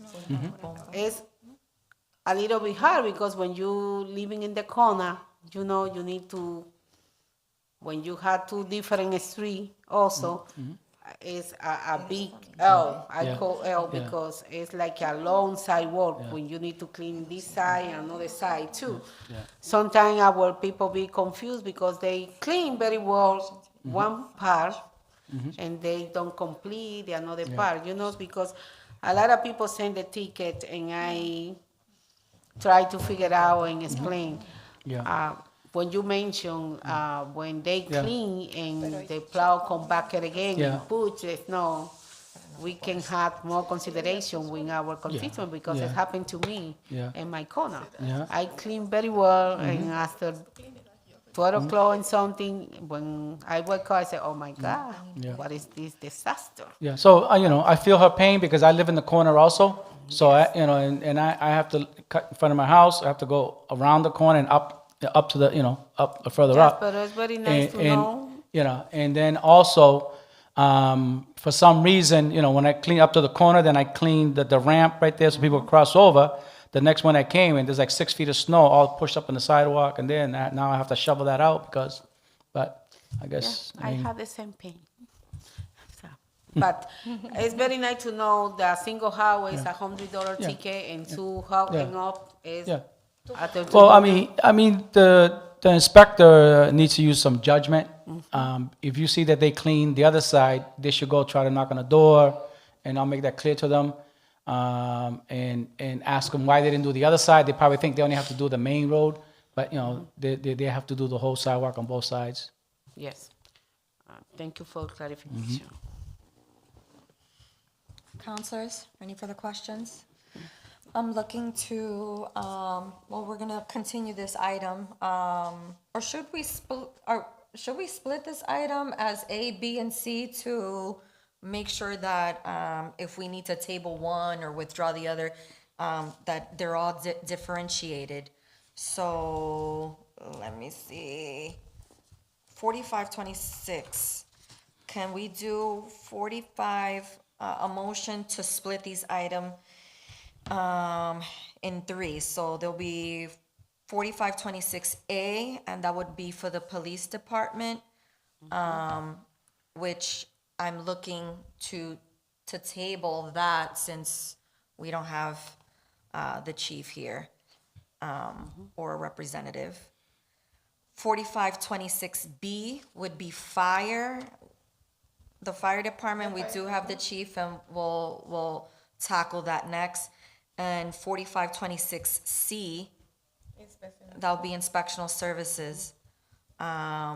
So can I get first a motion to separate these items to three different items?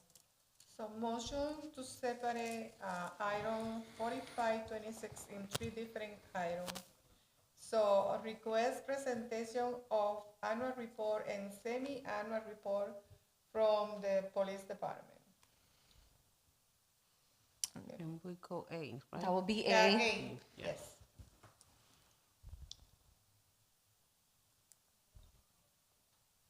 And then finish. Okay, I'm gonna make the recommendation, and someone could say so move and or second. Okay, my recommendation is to split item 4526 to three different parts. The motion to request presentation of an annual report for the police department would be 45A. The request for presentation of annual report for the fire department would be considered item 45B. And the request for presentation of an annual report would be considered, for inspectional services department, would be 45C.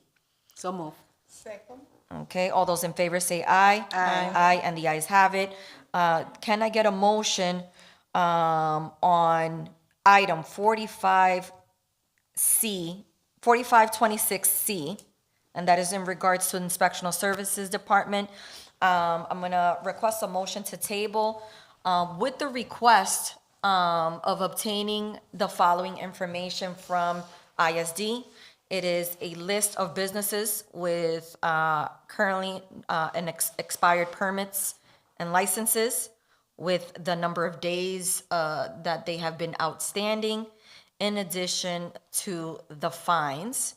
And this is including food trucks that was mentioned. The second report, let me know if I'm going too fast, Madam Clerk. Okay, I'll pause. I'll pause. Let me know if you need me to repeat anything. So list of businesses with no permits, with expired permits and licenses, the number of days that they have been outstanding, and any fines.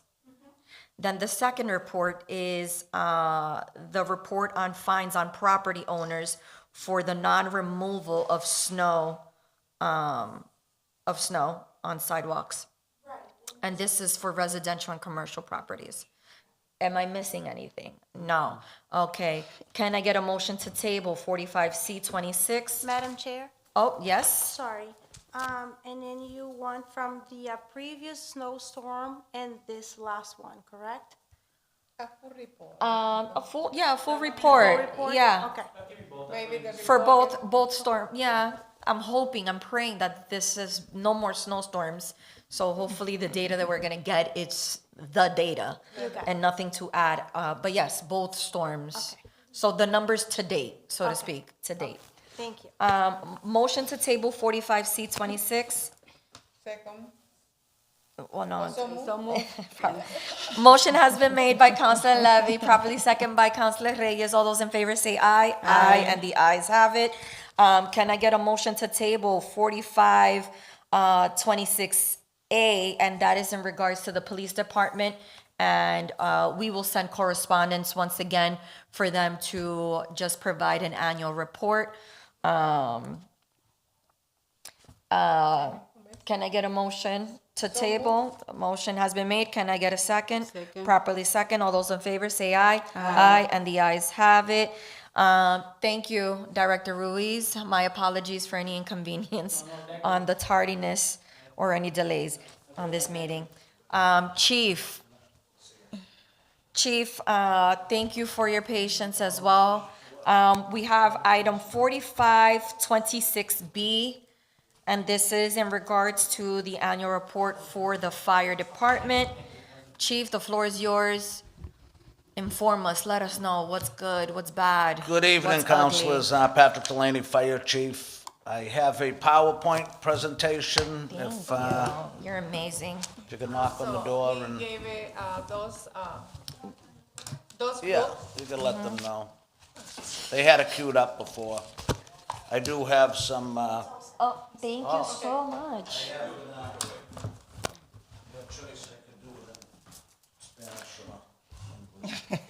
What? How nice. So lovely. Thank you so much, Chief. sure, I'm gonna click back.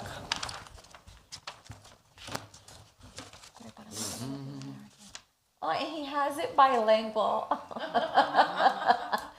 Let's see, he had my clicker started.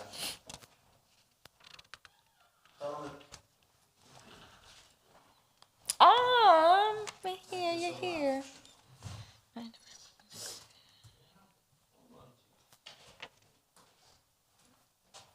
How's everybody doing tonight?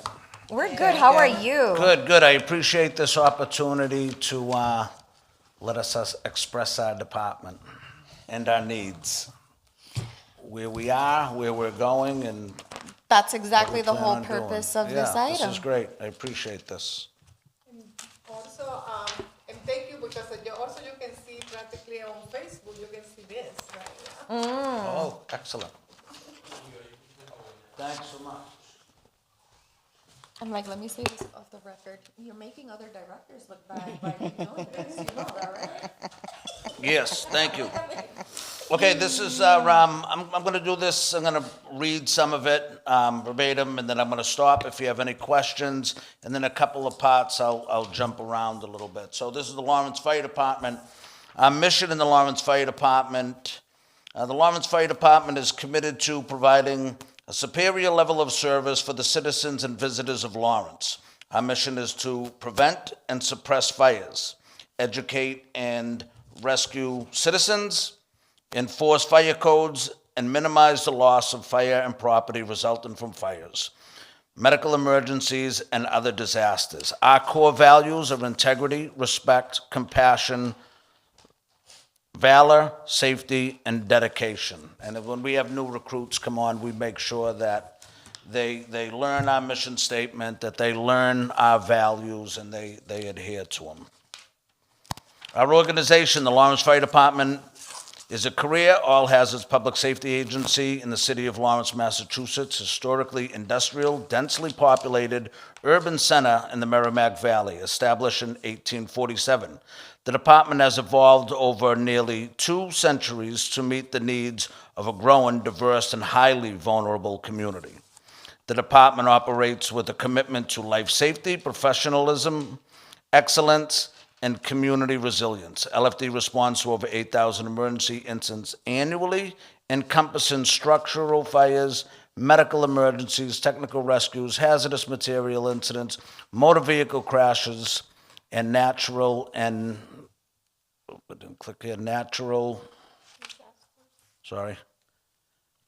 disasters and interagency enforcement coordination. In addition to emergency responses, the department provides fire prevention, inspections, investigations, public education, permitting, and interagency enforcement coordination.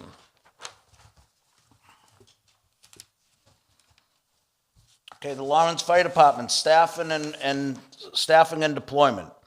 In dense urban cities like the city of Lawrence, NFPA 1710, NFPA is National Fire Protection Agency.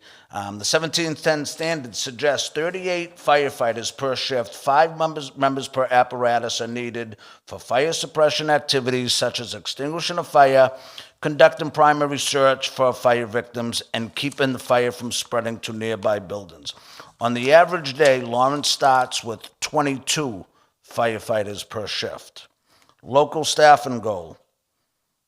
In an optimal configuration, each group would operate with 38 personnel, enabling 5 firefighters in every truck, a best practice standard that improves safety, efficiency, and compliance with NFPA 1710 recommendations.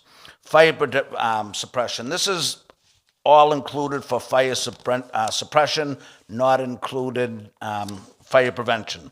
So all 4 groups include 4 deputy chiefs, 7 captains, 21 lieutenants, 79 firefighters, 4 firefighter dispatchers, 4 civilian dispatchers. Right now we have 2. We just put out, we just advertised for 2 more. We had 15 applicants. I'm in the middle of interviewing them right now. Our facilities, I could skip that. We know we have where our stations are. The Central Stations, Engine 6 on Prospect Hill, Engine 7 on Park Street, Engine 8 on Ames, Engine 9 on Bailey Street, Ladder 4 South Broadway, and our fire alarm dispatch.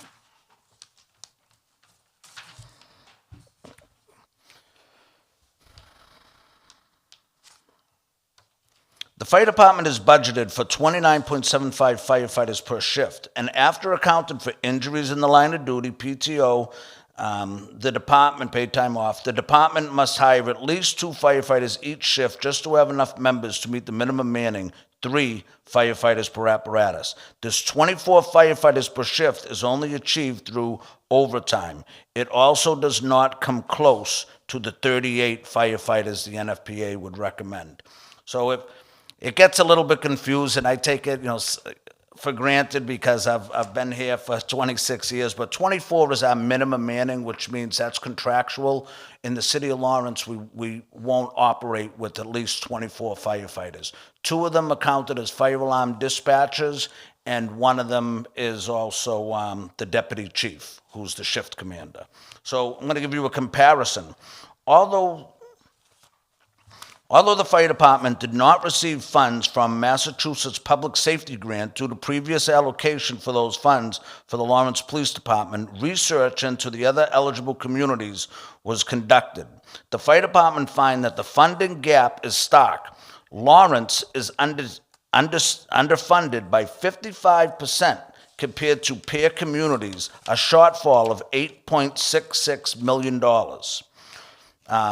When we talk about the staffing grant, if you remember a couple months ago, there was a tragedy in Fall River where they had 10 of their citizens perished in a fire. It was at a assisted living program. It wasn't a huge fire. It started in one room. It developed a lot of smoke, and that smoke carried through the occupancy. Something happened with their sprinklers there. Fall River is very close to Lawrence in comparison in a lot of different ways. Their population, and in a lot of ways we compare to them. I think I have some stats I'll show you up out right here. For example, Fall River, with similar demographics, staffs 42 firefighters per shift across 10 companies. Lawrence operates 29.75 firefighters across 7 companies. Again, that 29.75, that's always down to 24. We really have more than 24 firefighters on duty. That night that Fall River experienced that tragedy, they had 30-something firefighters show up on scene, and they had a tough time dealing with that. And again, unfortunately, 10 civilians lost their life. So this is a comparison to the other eligible cities. So when this happened, I believe the governor gives this grant out yearly. In the last 6-7 years that the funding has been allocated to the Lawrence Police Department. Anything that I say here, nothing is against the Lawrence Police Department. We support them immensely. They do a great job.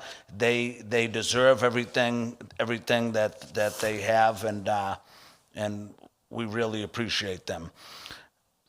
The governor decided when that happened, she gives it out every year, but she went to give it out months early when this tragedy happened. Okay, so what we did, we had a comparison of the eligible cities. So there was 10 cities in the Commonwealth that were eligible for this grant. We're all a little bit similar. And they were Fall River, Brockton, Newton, Lowell, Somerville, Lynn, Framingham, Malden, and Haverhill. If you could look for the population, you know, Fall River, right with us, 94,000. Brockton has a little bit more. Newton is more, you know, has 88,000. And if you look over to the right, this is their budgets, okay? Brockton has 105,000. Brockton's fire budget is $37 million. When you average everybody out, when you average everybody, it comes to, on an average, their budgets are $24.27 million. Lawrence Fire Department budget last year was $15.6 million. So out of the average of those other 9 communities that were eligible for this grant, we're shortfall the fire department $8.76 million compared to everybody else. This right here is bi-weekly of our overtime budget. We are right here in the subtotal. We're allocated every year. If you remember last year, I was up in front saying that we were allocated $1 million, and I was pretty spot on when I said that would not last us through halfway of the year. It's pretty much the same every year, and I said I'll be back. You'll see me back. Hopefully, I said you'll see me back here next year asking for more money because it's just not enough. Some communities around us that are smaller, Andover, Methuen, they are smaller than us. They have nowhere near the population. Their overtime budget is more than ours. I believe Haverhill has $3.5 million allocated to overtime. So if you remember me saying it last year, sometimes you could look at it as a worksheet, as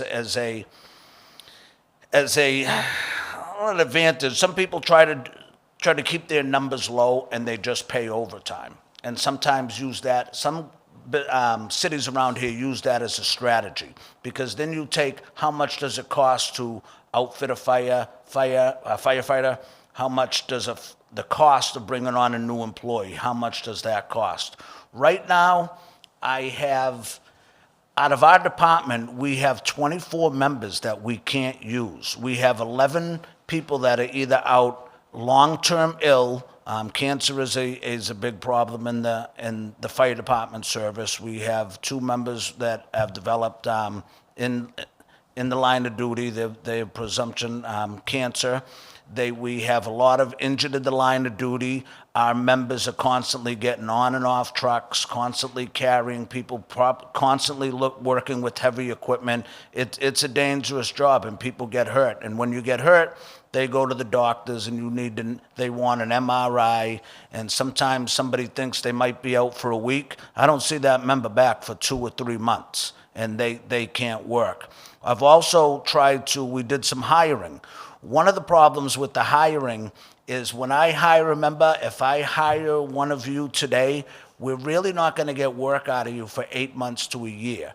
To get a spot in the academy, you need a name. And to put the name, you have to hire that person. Then you apply for a spot at the academy. So we just checked the other day. I believe September, October is the first time I could get somebody, a new member, if I hire him tomorrow, to get him into the academy. Then it's another 10 weeks before they can come out and count as a member on one of our department, on one of our apparatuses.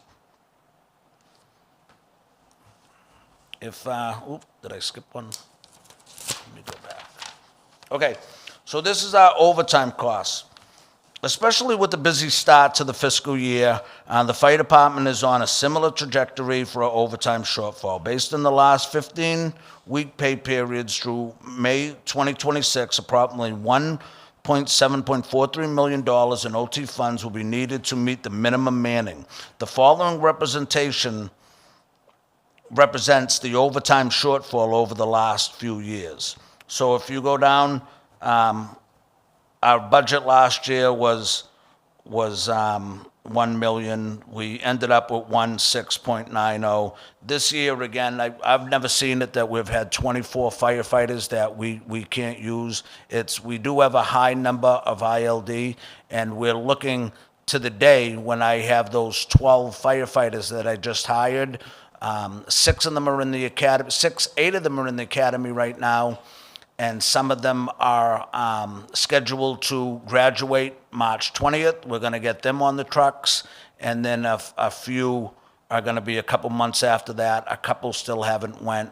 I try to get them trained up at fire alarm. At a civilian, it takes 5 weeks before you could be a second. So we just had 3 new firefighters start. They're in their 3rd week of training at fire alarm, and we really can't have them answering calls and do it to approximately 5 weeks. If we have a firefighter and they know the language, I have one gentleman, after I got on with him, 26 years, he moved over to that, so he knows the language and stuff, but he's still going to be 3 or 4 weeks till we could get some work out of him. So without the $750,000, approximately $1,000, the department cannot maintain 24 firefighters per shift, forcing apparatus closures, would be brownouts, and further reducing coverage during high-demand incidents and extreme weather. And again, on the average, we start the day with 22 firefighters per shift. Okay, now that's before that the members are allowed, that they deserve contractual time off. They have vacation days. In the contract, there could be nine firefighters off. There could be personal days. We can't restrict those. You could have as many off as personal days. And then if anybody's injured, they have the cold, they have the flu, they are out. So a lot of this 22 we start is before. You could have 9 out for the day, 9 out for the night. And the only way that we could come up to that bare minimum is through overtime. And again, when we talk about that 24, I'll get into that in a little bit. But as fire chief in the city of Lawrence, I don't think that we really have enough to cover this city. But I will get into that in a little bit. So this is the decrease in fire budget in Lawrence Fire Department. It starts in 2015. I think in 2015, we were like 5.5% of the total Lawrence budget. Now we're like 3.5%. In 2015, we were 12.3 million. We were actually more than the police. In fiscal year 20, we went up to 13 million. The police surpassed us. In 2025, then the police, the disparity got a little bit more. In 26, as you could see, they're almost $4 million more than us. And just police and fire, again, this is nothing against Lawrence PD. We need them. They do an excellent job. We're just showing you that at one time in 2015, we were a little bit more a piece of the pie to keep our citizens safe, which we do have a duty to protect the public. And right now, we've just pretty much stayed as we are. So historical context, in 2010, layoffs eliminated roughly 24 firefighters. Some positions were restored, but the city's population has since grown. So since we had the layoffs and we brought most back, the city has grown by 17%. And housing stock has increased by 10,000%. So the population has grown by 17%, and the number of units, which is only growing, is 10,000%. The Lawrence Fire Department hasn't had more staffing in all of those years. Police and fire disparity in 2015, fire and police were funded at nearly parity again. Today, the fire department is approximately 4.2 million behind the police department, and the FY26 budget included 1.2 million grant allocated to the PD. Oh, I didn't get you. That's, guys got to remind me to click. I'm new at this. You guys have any questions or anything? I know, I'm sorry if I'm going quick. So I'm getting into a little bit of a different part, so if I could go through the whole thing, I don't know if you just, I could keep going, whatever your pleasure is. Do you mind stating once again for the record, how many firefighters are in the academy? Yeah, so right now, I just hired 12. We have 8 in the academy. We also, Diana was a fire alarm operator, and she just got awarded a firefighter position. We're very proud of her, but I can't get her into the academy till like August. But we're still having her work in her position at fire alarm. Fire alarm, there's 8 positions, 4 civilian and 4 firefighters. I have 2 empty positions for civilian dispatchers. I had 15 applicants. I'm almost done with that process. And then again, it's going to take another week or 2. They got to go through their stuff at personnel, and then they're going to be probably trained for another 5 weeks. I lost my slide up there. Because I think they're listening, and the fact that you're talking, they wanted to Yeah. Oh, okay. Yeah. bring the camera to Yeah. to So you. So you have 8 in the academy, 4 civilian, 4 firefighters. yes. They're expected to graduate sometime in March, you said? There's 6 of them going to graduate March 20th. There's 3 of them, 2 others are in the academy. They just started. They're in their 3rd week. And then I have 3 more that are scheduled to go in May. And again, they're being trained up at Fire Alarm 4 to 5 weeks. We'll probably get a month of work out of them before they go to the academy. So I guess the important part is our minimum manning of 24. We start off with 29. We're budgeted for 29 per shift, but with all the downfalls, we start each day with 22. And again, that's before that members are allowed their vacation time. Contract says they could have 9 off on vacation day. They're allowed their personal days, and people do get ill and they do get sick. So this year seems to be a high number. I've been doing a couple things to try to alleviate that. We've been thinking outside the box, but a lot of it is, one thing that I appreciate being up here, because the way I look at it is that the numbers are the numbers. I am trying to do some things to lower that, but, when we're allowed 9 people off in contractual language, they're allowed to use a sick day. Sometimes it draws our number, and the only way that we could overcome that is through overtime. And when we do that overtime, it's only bringing us up to the minimum manning of 24. And again, as the fire chief in the city, I don't believe that Lawrence, I think we need more than 24 firefighters on duty. The fire we had under the bridge was a decent fire, but it's been on for a while. It was an outdoor fire, trash fire. It took every member on duty for 4 hours to deal with an outside fire. Now, when we think if we get something at, a couple different places in our community, like they did in Fall River, we're going to be behind the 8 ball. Right now, we have Andover comes in on what we call a working fire. A working fire is when they arrive, they find it really any type of fire, smoke coming out of the building. As long as it's not food in the stove or something, they'll declare it a working fire. During that working fire, right away, we're having Andover come in to help us out. Any type of, if it's a full room or it's a decent fire, they're going to a second alarm right away. That's bringing Andover to the fire, and that's bringing Methuen to the fire, and then we're having 3 other communities come in and cover us.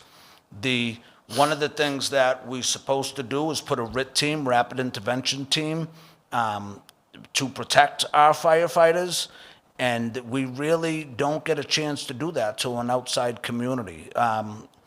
What happens is in the line of duty deaths, when people die at fires, it's usually in the first 9 minutes of arriving on scene. That's across the nation.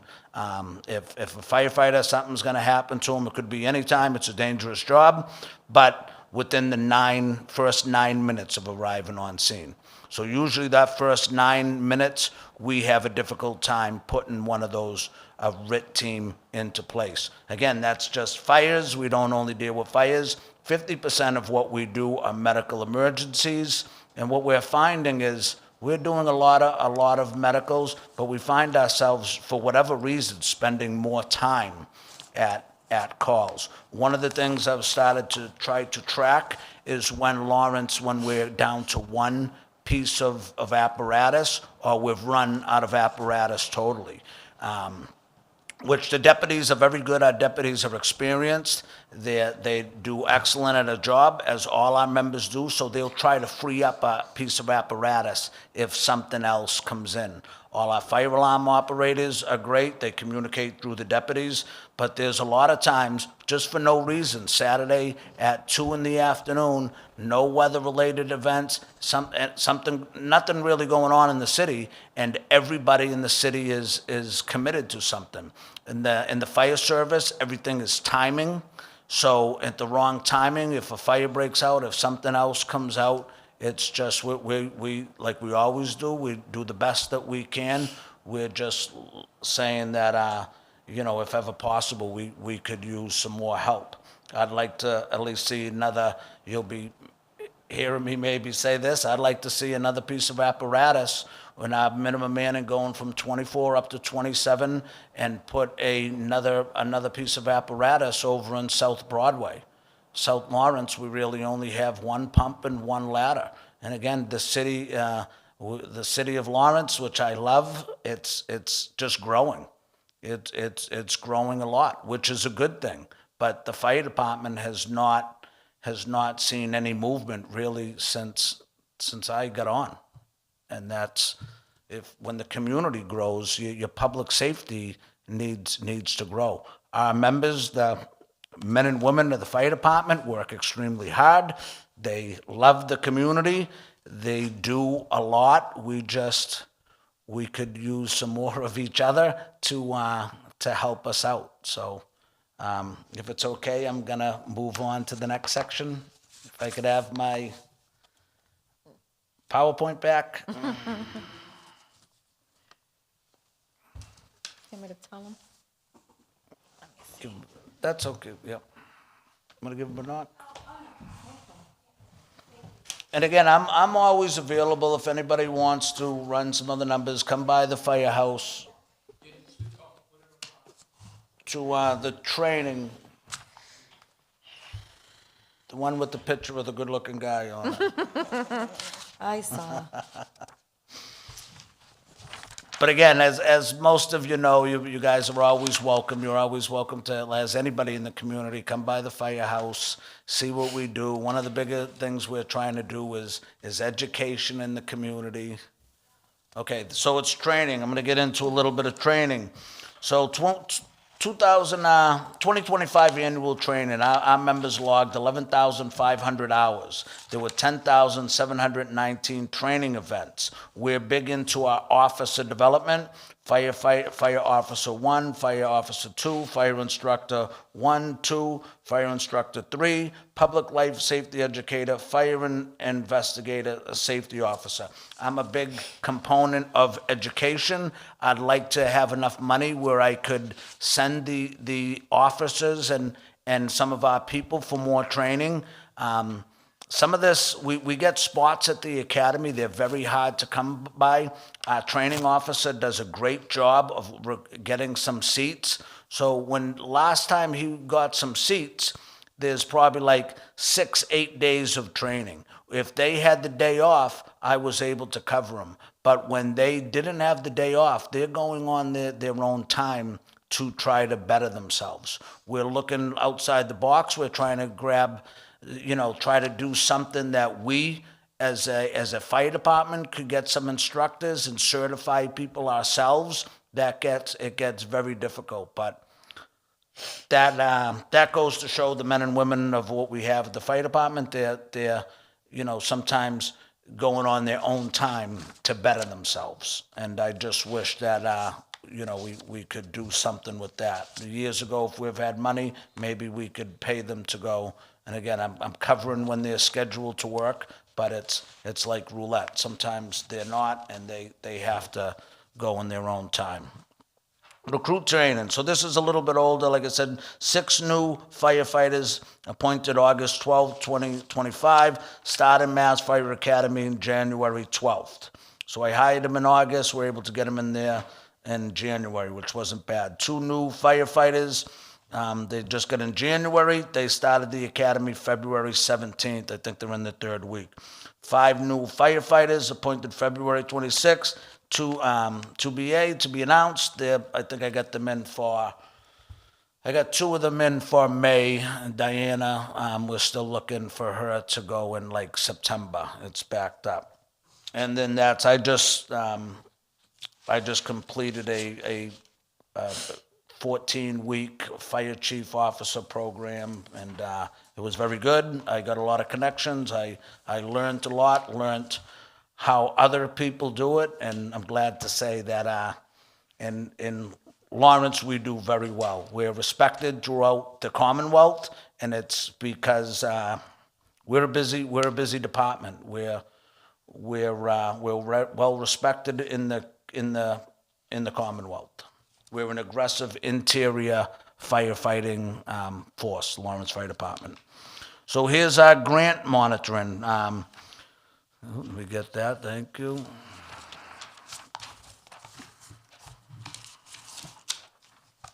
Okay, going back, this is just by building period up the top right here.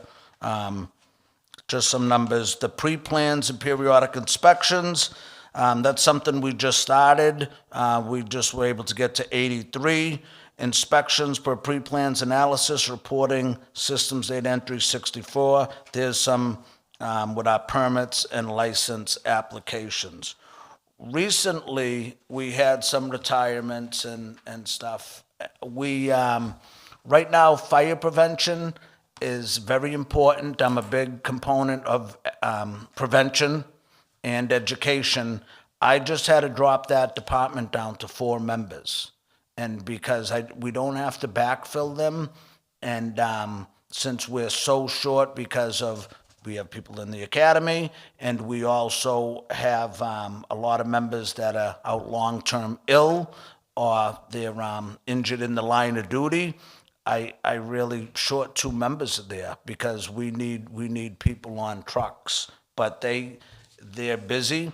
A lot of them, they take turns rotating as investigators. They're called in an awful lot. They do not get anything, on the weekend to be on call, you get 4 hours. So to stick around to, you go out to eat with your husband or wife, they have to be around, answer their phone 24/7. The weekend, they get 4 hours. Monday, Tuesday, Wednesday, Thursday, Friday. Wednesday, Thursday, they give up their time, and they're not getting compensated for that. So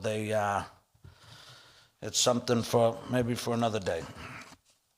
So grant monitoring, FEMA, fire prevention, safety. This is just some of our grants submitted, pending. We were very aggressive with this. Approximately $1 million for fire prevention we were looking for. We haven't heard anything yet. At this point, we don't believe we're going to get that, but that's a fire. So let's see, some other firefighter safety equipment grants. There's one we put in for $97,000. It's just wellness, fitness equipment, MFA's staffing for adequate fire emergency response, a SAFER grant. It's competitive and possible matching required. Waiting for open period. Last applied 11/26/24. Not awarded. We put in for 16 firefighters. Last awarded 2010. That was our layoffs to get back 38. So you're not going to hear me stand up here and just say, I need more from you. We're actively out there trying to get our own money. We're going for the SAFER grants. We're trying to get the Commonwealth, the federal government, to be able to support the city of Lawrence. We have some great members that are excellent at writing these grants. They're putting together excellent grants. And you don't always get them. So again, you're not going to hear me just saying, I need you. We're actively out there telling the federal government, we're telling the Commonwealth of Massachusetts that the Lawrence Fire Department needs more. So recently, I'm going to go through this real quick, strategic goals. This is some of the stuff. We have a 5-year plan, 2025 to 2030. We're starting to tackle some of this. Nobody told me to change my... So I'm going to go over them real quick. Establish a comprehensive succession plan for the Lawrence Fire Department. We're looking to develop a department-wide staffing and deployment plan. Enhance and modernize the department's training program. Enhance the department's visibility relationship with the community and public understanding of fire operations. I think we do a decent job at that, but we could, like everything we say, we have a saying in the fire service, in the fire department in Lawrence, we could do better.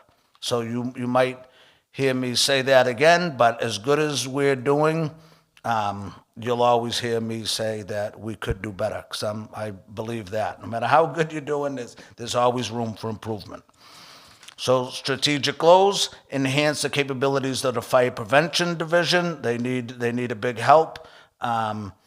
Prepare for, pursue, achieve, and maintain international accreditation. Achieve top-level ISO rating. That's a big ask, but that's what we're going to try to do.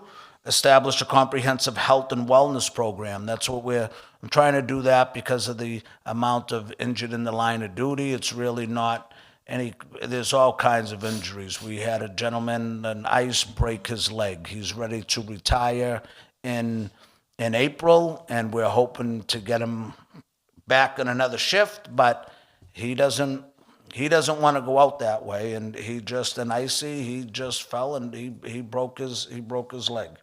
Modernize fire department facilities. That could be done with some capital improvement. Strengthen emergency management and preparedness. Okay, some more. So we'll go quickly. Strengthen the fire department investigation program, modernize data and technology systems, develop and implement a traffic and streetlight modernized repair and continuity plan. That's something that, as long as I've been on the fire department, I knew it existed. I didn't really understand the complexity and how much time, as I'm sure all your counselors know, that the fire department is in charge of the lights. We have 96 intersections, and it's very important for the community. And when anybody, any of the members of the council, or anybody, the citizens call and we know about it, we dispatch an electrician. We put some things in place where we create an incident, and they develop a report right after, so I could look up. If any of us ever called me on a light, sometimes I'm able to say, well, let me see. Oh, no, I don't see that. Maybe we don't know about it. A lot of times we don't really know about it until we get a call. Anybody's welcome to call me. You're also allowed to let fire alarm know. And if they don't already have it working, it's working on it, they'll dispatch an electrician. But I've found out it takes up a lot of time, but that's fine. It's important to the community, and we do the best we can. Ensure the continued modernization and operational readiness of the mechanical division of fire apparatus fleet. Right now, we have one mechanic. Our mechanic is excellent. He's so good that I'm always afraid somebody's going to steal him away. If we ever lost our mechanic, we would be in big trouble. We are budgeted for 2. I spoke to the CAFO about it. We agreed to, let's put it out there and let's see what we get. We put out the fire alarm operators. Like I said, I got 15 applicants. We put out an electrician. We got a couple applicants, I believe. And when I put out the mechanic, nobody applied for the mechanic's position. I asked my mechanic, who's been in the fire service, he's for a while, and he says it's too low. You're not going to get somebody for that. So I'm working with him and the administration to say, what do we need to get somebody through the door? Because if he decides to retire, if somebody like Greenwood, who works on fire trucks, decides to offer him a better package, or he just decides again to retire, we'll be in trouble. Everything we do, we want a backup planned, and one of the things is I think we need a backup mechanic, and so I'm actively working on that. But then you have to, there's a lot to it to put up the pay from, I think it was offered at I'm not sure, 70,000 or so. Comes with a lot of years of experience, a lot of licensure. We're just not getting anybody through the door for that. Strengthen alignment between the Lawrence Fire Department and the International Association of Firefighters, Local 146, through collaboration, review of the collective bargain and agreement. On the back is just some sayings. I won't bore you with that, but if you don't measure the results of your plan, you can't tell success from failure. There's a couple other things. For brevity, I'll move on. And just the last part, and then I'll open it up to questions. So Lawrence Fire Department, we're looking to do a continuous improvement cycle.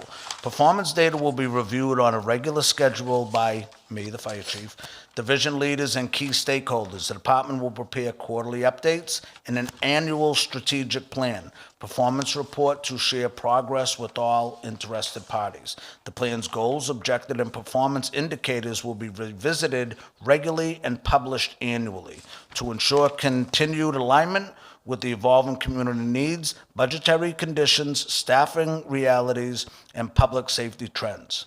By embedding performance measurement into the daily operations, the Lawrence Fire Department reaffirms its commitment to transparency, professionalism, and continuous progress on behalf of the residents it serves, our city of Lawrence. The commitment. The Lawrence Fire Department is committed to leadership model that is focused instead of reactive, measured instead of assumed, collaborative instead of isolated, long-term instead of short-term.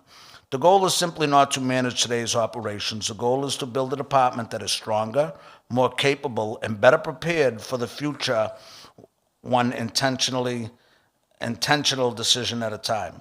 Real change does not come from working harder. It comes from leading with purpose, staying focused, leaning on the agency of others, and building the capacity to improve every day over time together. And then it's in Spanish and the next. if anybody I likes saw, it. thank you for that. So that's basically it. The members of the Lawrence Fire Department work very hard. We do a good job at answering the call. I'm just saying, as the fire chief, I have been full-time in here 4 months. I started acting in April. I've really been in here 4 months. I've been on the department 26 years. I've had a long connection to the fire department. As my brother, I think he told me the other day he's been retired 10 years. My father did 42 years in the city of Boston. I have 15 first cousins up around the Chelsea area that have been firefighters. I grew up in the fire department. I understand it. When we go different places, again, Lawrence is well respected in the community and the Commonwealth. When I talk to other chiefs, whether they're Chelsea, whether they're Lynn, whether they're Fall River, whether they're Brockton, they understand that Lawrence is a little bit behind. And we do the best we can, and all I'm saying is that we could use some help. And I don't think it's just the city that should be pitching in. Again, I'm trying to, get grants from the federal government, and I'm trying to get grants from the Commonwealth to let them know that Lawrence deserves more. We could do better. Chief, the grants, if everything works out, like perfect picture. Yeah. How much would be the totality of the funding of those grants if you were to be approved for each one? There's all different types of grants. I think I broke it down a little bit. I think to hire 16 more firefighters would be like another $1.2 million, which again, if we just kept pace, I think if we just kept pace close to the police department, again, nothing against the police department, they're excellent, but in 2015, we were higher than them. Right now, we're $4 million behind, $3, and then the grant's a little bit more. I think that equals out to like 40 firefighters on duty instead of the 24 that we currently are operating with. And that's so glad that I'm able to Could come you here. verbalize though as to how do we get there? Is it administration not The administration allocating? the administration has been great. They're understanding it. They're looking to help us. The city is the funds are the funds. We also are looking to different revenue sources. Again, we're exploring revenue sources. When we went into our budget last week with the CAFO, I explained some of the revenue sources that the fire department has come up with, and I've met and we're trying to let the administration know some of the money that the fire department could be raising. Again, the municipalities, fire departments aren't in it to make money, but if we could help ourselves, then that's what we're going to try to do. We don't want to do it on a burden to the taxes to the citizens. We're looking for some other creative ways, and we're working day in and day out to better our community. Okay, but let's start from scratch. Sure. Are you currently working with administration at any capacity to create a plan to reach the minimum level of firefighters Yes. that is required? So Yes. we're talking about as of today's date, we need a minimum of 38 firefighters. I want to be clear, that's NFPA staffing, that's 5 per truck, and I'm not going to sugarcoat it, that's what NFPA 1710s. They, on a busy, populated urban community, that they recommend 5 firefighters on a truck. anywhere in the Commonwealth. I don't believe, I'm gonna be honest, you're not gonna find that. We would feel a lot better, we could do a lot more, would be a lot safer with 4 on an apparatus. We will start anywhere, any help that we could get. We could, like again, our minimum man is 24. If we wanted to get another pump and put that in, that would bring our minimum manning up to 27. That would require 16 firefighters. You could possibly do it with 12, the way we started out our squad with. A lot of communities, again, we go to a lot of meetings. I just came from a chiefs conference in Massachusetts. We're not sheltered to Lawrence. We see what everybody's doing out there, and a lot of people want to put another piece of apparatus around. The problem with them doing it is they have to buy the apparatus. Apparatus is very, very expensive. We've done a good job over the last couple of years where we have 2 spare pieces of apparatus that qualify as frontline pieces. So I had a conversation with our mechanic the other day and said, when a truck either has to go out for springs or something happens, we're able to put one of these spare pieces into service. We have 2 of them, and I told, straight up, one of these qualify as a safe frontline firefighting apparatus. And he said yes. So we already have the pump. We just need the people. Okay, so we need the people. So the number that I'm seeing here is we need 38 firefighters. On what's the duty, recommended. we could use any, I put something in, I put a couple plans. We were asked to go level funded, and that's what we did. We did a level funded budget this year, and we had a couple extra asks that I'm currently working with the administration, letting them know that one of our asks were for 5 additional. Chief, but just tell me, we need 38 firefighters to run effectively? Your report says 38. That's NFPA standards. What I tell you is we'd be a lot better. I'm not going to say that all of a sudden you're going to hire, and I'm trying to talk in reality. I think it would be if you put 1 more pump on the south side, there would be additional 16 firefighters, bring our minimum manning up to 27. If we can't get there for whatever reason, we'd be safer if our ladder operations could each run with 2, with 4, and then maybe the squad of a couple other pieces. So I put a couple plans together. One was 5 more firefighters to spread them out on either the ladders to run with 4, and then I put something how much it would cost, maybe another 1.2 million for an additional 16 firefighters. There's so many levels that you could go at it. Again, we're trying to help ourselves by trying to get some more money. And again, fire departments really aren't in it to the business of making money, but we're trying. And did you say that you are currently working with administration, Yes. creating a strategic plan to reach? Yes, I'm keeping the administration informed. I meet with them regularly, and they're willing to listen to what we have to say. And again, the citizens of Lawrence right now are safe. We are working hard. We're doing the best that we can. You guys are close enough to the fire department where you see that we're busy.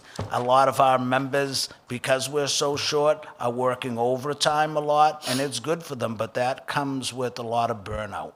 So we're trying to keep everybody fresh. I think when I get these 12 out of the academy, some other people get healthy back, we're gonna be trying to do a little bit better next year. But again, there's so many levels that you could go with it. If you're asking me, let's hire 16 more firefighters and put another piece of apparatus on the south side. Okay. Now that you mentioned that, what is the status of the firehouse on Glen Street? That I believe, that's always brought up. Again, I've been only in there a couple times. It's the state. I believe it's still city property, but the state police, maybe narcotics team or something like that, whatever their special agency has been in there. Again, that's always a problem of where to put the apparatus. Glen Street would be great, but we have South Broadway that we could put a pump. So what I'm saying is, we have a place to put this piece of apparatus, and we have the apparatus. We just don't have the members to man it. And we talk about lead time. Lead time, if like I call for a third alarm, lead time, by the time we get everybody, it's gonna be 20 minutes. When we talk about lead time to get this done, okay, it's great, let's start tonight. Okay, we got to go through the hiring process. We have to get everybody. We have to vet everybody, and then we have to get them through the door, and then we have to get them trained. So by the minute we say go, it's going to be a year to two. But that's one reason you hired me, is to evaluate what we have, and that's what I'm seeing. This community is excellent. The people, the citizens of Lawrence are excellent, and I'm saying that they deserve better. They deserve better protection.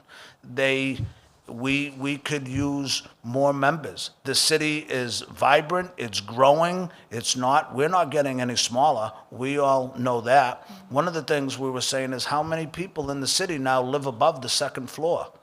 There's so many, like I said, that the number says 10,000 more residential occupancies, but when you talk about, 590 Broadway, all the places on Island Street or whatever, Lawrence is so dense, it's great. We want to build it up. We want to see it get bigger, but which is the only way to do it? It's like other major cities. You have to build up. When you start building up, that's all. Some of our seasoned deputies are saying, no, we don't need another ladder. We need another pump. We need another ladder, because we have a lot of people living above the second floor.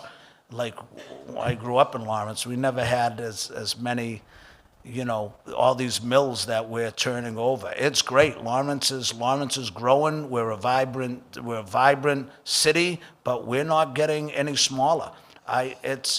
Since I've been on, we really haven't grown the number of firefighters. And again, to put it into perspective, we have 24 minimum man. 2 of them are fire alarm, they're dispatching. 1 of them is a incident commander. And then when you get your chauffeurs, well, somebody's got to run the pump. Somebody's got to set up the ladder. So when Fall River showed up to that, and they had 30-something firefighters, again, what do they run with 38? That they would have like 16. And not to minimize our bridge fire, but that was an outside fire that took every member of the city of Lawrence for 4 hours.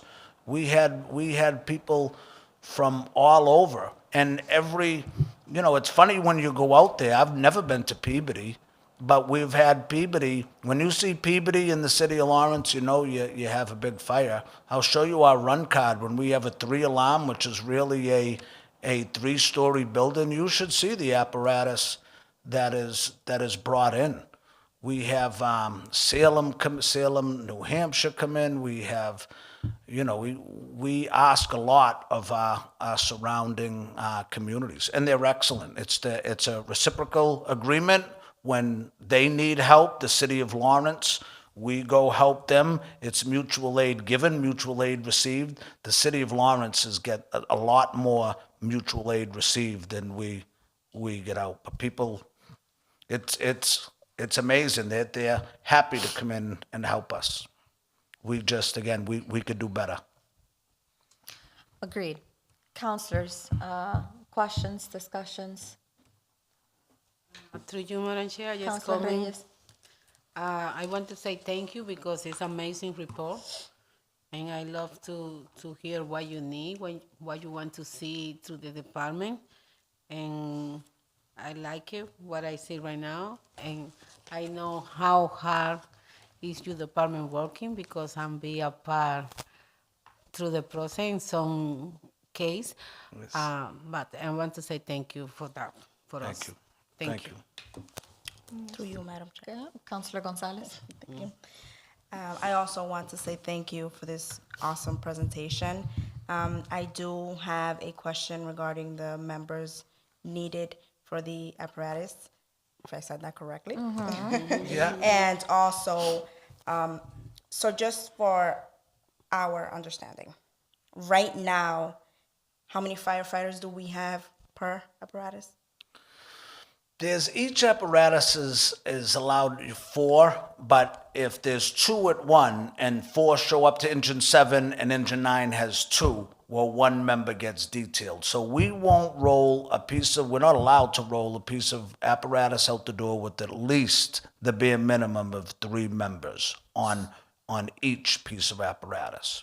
Okay, so at least 3, right? On So, a pump, on a ladder, and that's, okay, so it says here, regarding the 38 firefighters needed or mandated per shift, 5 members per apparatus are needed for fire suppression activities such as extinguishing a fire, conducting primary search for fire victims, and keeping fire from spreading to nearby buildings. So if we have 3 or Yep. 4, how many will we have conducting primary search for fire victims?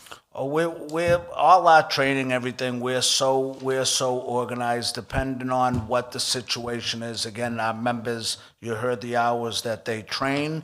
If we had a 3-family, Lowell Street was the middle of the day in the most densely populated areas of our city. On a 95-degree day at 4 o'clock, we're right around the corner. We arrived to 2 buildings going. By the time we got there, we had 2 buildings going. We've been very lucky that our last couple major fires have been during the day, and we talk, we train, we do an after-action report, we break down every time we have a fire, we bring everybody together, what went well, could we improve on, and we've been saying we're very lucky that we haven't seen one of these, in the night. So you'd have the first truck arriving on scene, they would advance a hose line in. Your second truck would establish a water supply, get them some water so they have continuous water. Depending on the deputy's prerogative, the ladder company arriving, they might have to do some forcible entry, and then our squad would probably have at least 3 members. Either the ladder or the squad would be ordered to do a primary search, and then another piece of apparatus would be secure the utilities, shut the power, shut the gas, and that would be in a structure fire. And then that's really everybody, just about everybody on scene. Now you find out you have a fire, okay, I'm going to a second alarm, and then here goes your lead time. Now trucks are coming from the south to the north, from the north to the south, and when Andover, I'm very close with the Andover chief. When Andover comes into our fires, we are they're going to work. They're going to work right away. Methuen is coming into one of our fires. They are going to work right away. We have Drakeit on our 3rd alarm. I was out on Howe Court last couple months ago waiting for Drakeit because we needed some more water. We needed them to work. We're waiting for them to come in to Drakeit. Again, we do the best we can. Our members are very well trained. Our deputies are great. It takes a lot, and that's during a structure fire. And then again, that's not all we do. Our members, they're going out pre-planning buildings, trying to put them into our computer system, so when they arrive on scene, they could, know where the utilities are, know where everything is. We're constantly training. Okay. If that answered your question. We don't roll a piece out without 3. That says 5, we would be happy with 4. So again, we have 4 different groups working, so it's all the math. Any help, any bit we could do could help. And again, there's different levels, and maybe that's how we have to break it down. I mean, we have a strategic plan, and that's what we need to do, is strategic goals. Again, whenever we say go, it's not going to be overnight. To get the help and to start, we need to start now to be able to get, another pump in the city for a year to two from now. Hiring 16 firefighters, it takes a while to get them all trained at the Massachusetts Fire Academy. It's not really happening overnight. And again, with the men and women in the Lawrence Fire Department do an excellent job. They're very busy. One of the best things about them is their medicals. We do a lot of medicals. A lot of times, most of our equipment are tied up on medicals and other calls during the cold weather wreaks havoc in the city. We have a lot of broken sprinkler systems, a lot of water pipe breaks, and we do the best we can. I see in the future that we need to start now planning for the advancement that Lawrence is going under, and I think it's great. I think it's great the city's plan that we're doing a lot. We just need a little bit more. The fire department has to be recognized of needing some more help in the future. Okay. Counselors, any lasting questions, remarks regarding this item? Yes, Counselor Levy? thank you. First of all, let me say thank you. I know that's how the fire department works, because I worked with you guys for a couple of years, and I know that it's very hard. So inclusive, I worked during a time that we had so many fires in one day, and believe me that I know how hard it is. You're moving. Sometimes we were in a fire, and in a second you have to move one of the trucks to go to the other one. In principle, when it was at night, I just remember that one night we had 3 fires at the same time in different places of the city, and we have to move right away from one place to the other. Yes. And gets, I know what it is in some ways, because I didn't get, but I want to thank you. I want to thank you for all the work, and inclusive I met you not too long ago, but I know how involved are you with the community, and that is something that the community need. People like you that that go and meet with the people, and just to let you know I'm here, and Thank you. and showing your support and to the community and the people who living in here.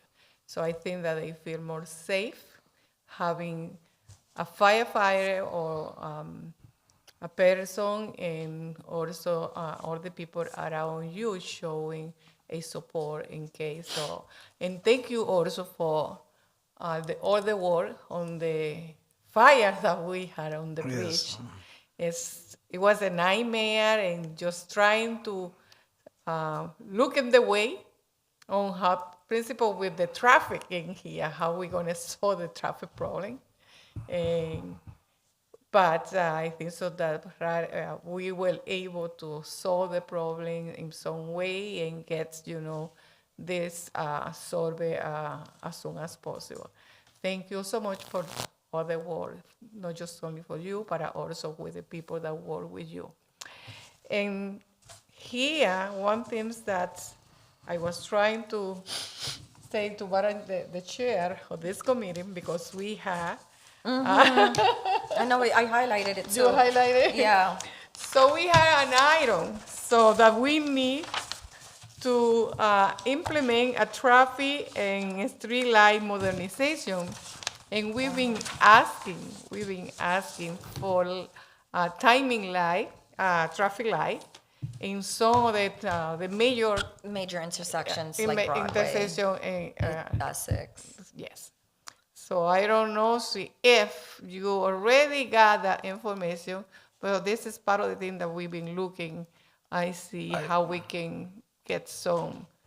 I frequently talk to the administration about that. They're well aware. They're cognizant of protecting the community and doing some more with our streetlights. Sometimes it comes down to a little bit of funding. I've been meeting them about it, and they're very reactive when we bring them a problem to try to make it better, the streetlights for our community. It's funny, our electricians, they're called out constantly. There's 96 intersections, there's 5 different types of lights.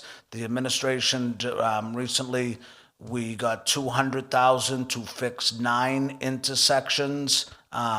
We got that company to do those 9 intersections, and they're constantly assisting us to trying to get some more funding, and we're trying to make a plan. Some of them, our mechanics are very good at trying to get some lights up and working. What everybody has to, I get a lot of calls with the blinking red and the blinking yellow. It's not the best thing, but that's a legal signal.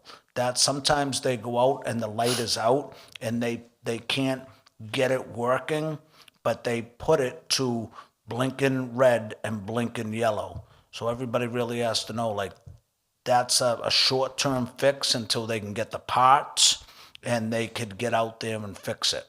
But a blinking, it's not the best thing. A blinking yellow and a blinking red at some of our intersections in the city. I got a call yesterday, and I think it was Winthrop Ave and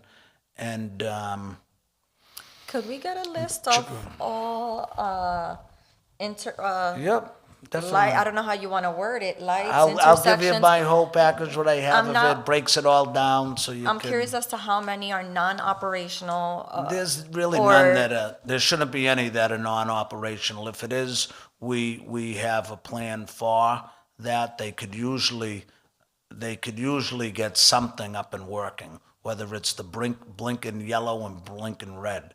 But there really shouldn't be But any. you just said that was a short-term, that's just a short-term That's a short-term fix. fix. That's a legal signal. You're supposed to stop at a blinking red. You're supposed to proceed with caution. No, I know a how to blinking use yellow. the But blinking, but I know. people, well, but that's the problem is a lot of time people, us drivers, we don't adhere to that, and that's when we get accidents. And Yeah. but it needs to be fixed. So a couple of the intersections, sometimes I'm a little bit more busy, but where I heard it was in Winthrop Ave, near around the Showcase Cinema. Like I called up, it was Saturday, and I believe I called them up and said, you gotta get out there and get something blinking red and blinking yellow on those higher speed is, it's not good. And he went out there and he was able to get it. And it was something that we didn't know about. I think it was somebody called me from the city, and I said, yeah, we must know about that. Looked it up, and I said, I don't see a call fire alarm. Said, hey, do we know about this? Could you look in? Nope, we don't know about it. Okay. And then I said, dispatch the electrician. Within a half hour, he had it working. So sometimes we don't know about it unless it gets reported. Yeah. There's a lot in the city. I mean, I see here part of your strategic goals, so I am curious as to how many need repair, how many need modernization, and if, what does that mean according to Right. you? Right. In terms of modernizing it, in what way? We, So if that's something that you could provide to us, and then we could, obviously, we're gonna table this in order for us to revisit these issues and goals at a later point in time. So is that something that you could Oh, provide? definitely. It's something we already have. It's a working document. We could update it. I could have, actually our electrician, he's, we have so many divisions, so many things. I have to count on, my training captain for training. I have to, so this division in the mechanics, this division is run by one of our electricians. He's been very good at it. He updates me. I have an interdepartmental meeting to Wednesday morning where I call everyone who's head of, either the training division, a deputy, the mechanic. We all get in the same room and we have a meeting to say who's, what issues we have, and so we're all on the same page. Everybody knows what somebody's doing in their division, and I will task him with rewriting or updating the paper. And again, it's one more thing that I'm learning, but I know we have 96 intersections, 5 separate types of lights. Some are from the 80s, some are from the 90s, some of them are brand new. We just have, again, 200,000 to fix 9 intersections. That's almost complete. But I'll write you up a report and we'll get it to you. But wait, Are you I all haven't set? finished, no. Okay. Let her, Counselor Levy. Thank you. So, but what we are looking is like the timing, traffic light. So when people are going from one side to the other side, Oh, so they have like a timing. And also, I know that there are some, the traffic line that is being hanging, so sometimes they have, the timing right in there. So many cities are using that right now. So that gives some time to people just to go from one side to the street to the. Could you say something? What do you mean? What is it that you see? Oh. What's hanging? On the traffic light that is hanging, also they have the timing in there. Oh, So- okay. That's all like pre-coded, state regulated. Like, I'm not allowed to say, well, in Essex and Broadway, I think they need more time. That's all highly regulated, and within a parameter, like, we're not allowed to go over a certain time. No, I don't think Counselor, and she could correct me if I'm wrong, it's not about making adjustments to the current time Yep. frame of when the With- light changes. It's pretty much just having a timer. A timer. Yes. Kind of Right. just allowing pedestrians to know Yes, how we many could- seconds they have left, or, yeah, I'm We'll- assuming it's seconds, Right. before the light turns We green. just had one, I think, put in at Broadway and Essex. And Yeah, we're I working requested on that. that one, and we will, yeah. And a lot of it, we'll put into our strategic plan, and we'll work on that, and we'll get it done. Yeah, I saw one in Essex Street and Union Street, right across the church. How feasible is it, like, if we are seeing certain intersections, like Winthrop, let's just say, for example, but, if we have counselors at large that are noticing other intersections that a timer would be effective, how feasible is it to It- obtain and modernize or add and adjust to the current light fixtures? It gets to be expensive, but it's So it's only something if that we have we the should budget. plan in. Well, like everything, we need money, but it should be part of our capital improvement plan. Everybody in the city has been great. The administration has been assisting us. Again, they were the ones that helped us out with this, with the grant we got from community development. And a lot of times I getting calls from them to say, we need this light fixed, and So do you have a current list in place right now where we it have is a recommended to plan of, like have? I said, there's 5 separate types, so we're attacking it from that. And again, I'll have that document. I have that document. I'll have it refreshed by our electrician. This is the division that he's in charge of. He's expected to come up with a plan with me and report it back to me. So again, that's one of my interdepartmental meeting Wednesday morning. That's one of the questions he's going to be asked, like, right away. What's your plan? What do we have? And if they're constantly working on it, but again, we could always do better. Okay, thank you. So, that's Counselor my Larry? last that you can have it, so.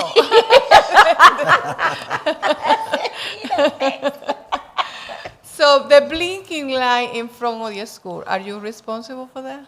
Of where? The blinking light in front of any school, are you responsible for I that? believe so.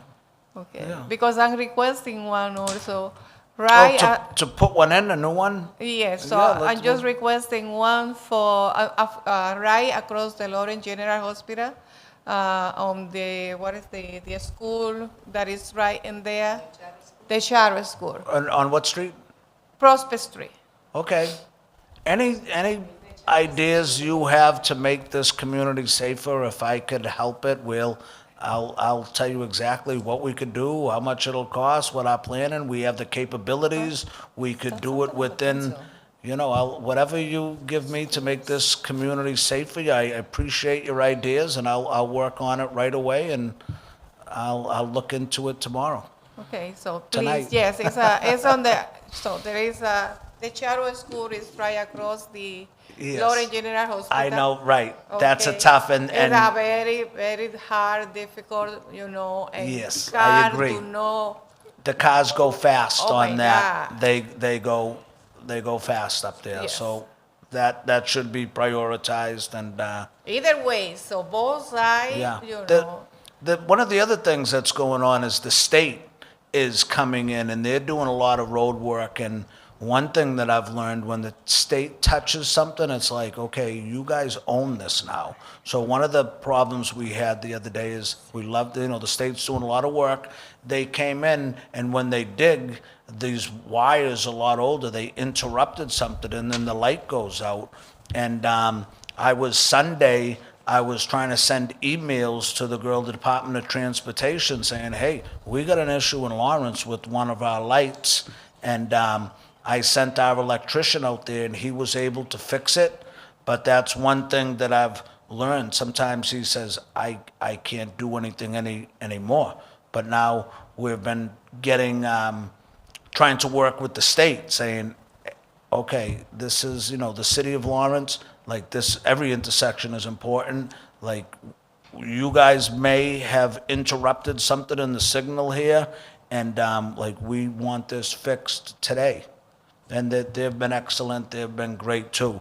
But they're doing a lot of construction around the city and a lot of improvements. So we're trying to take what improvements they have, incorporate it with our strategic plan, and doing the best that we can. But I'm always open to any suggestions. I think that's a great one. You can see when the dismissal in the afternoon, you know, Yeah. when people are picking the children. Yes. But at the same time, when they have the ambulance coming, and it's very hard, very difficult, And and that's- the transit there, it's hard for them just to get inside the emergency. And that's busy with the ambulances. You have Salem, New Hampshire, you have Andover, you have Methuen, you have Lawrence Yes. General Hospital.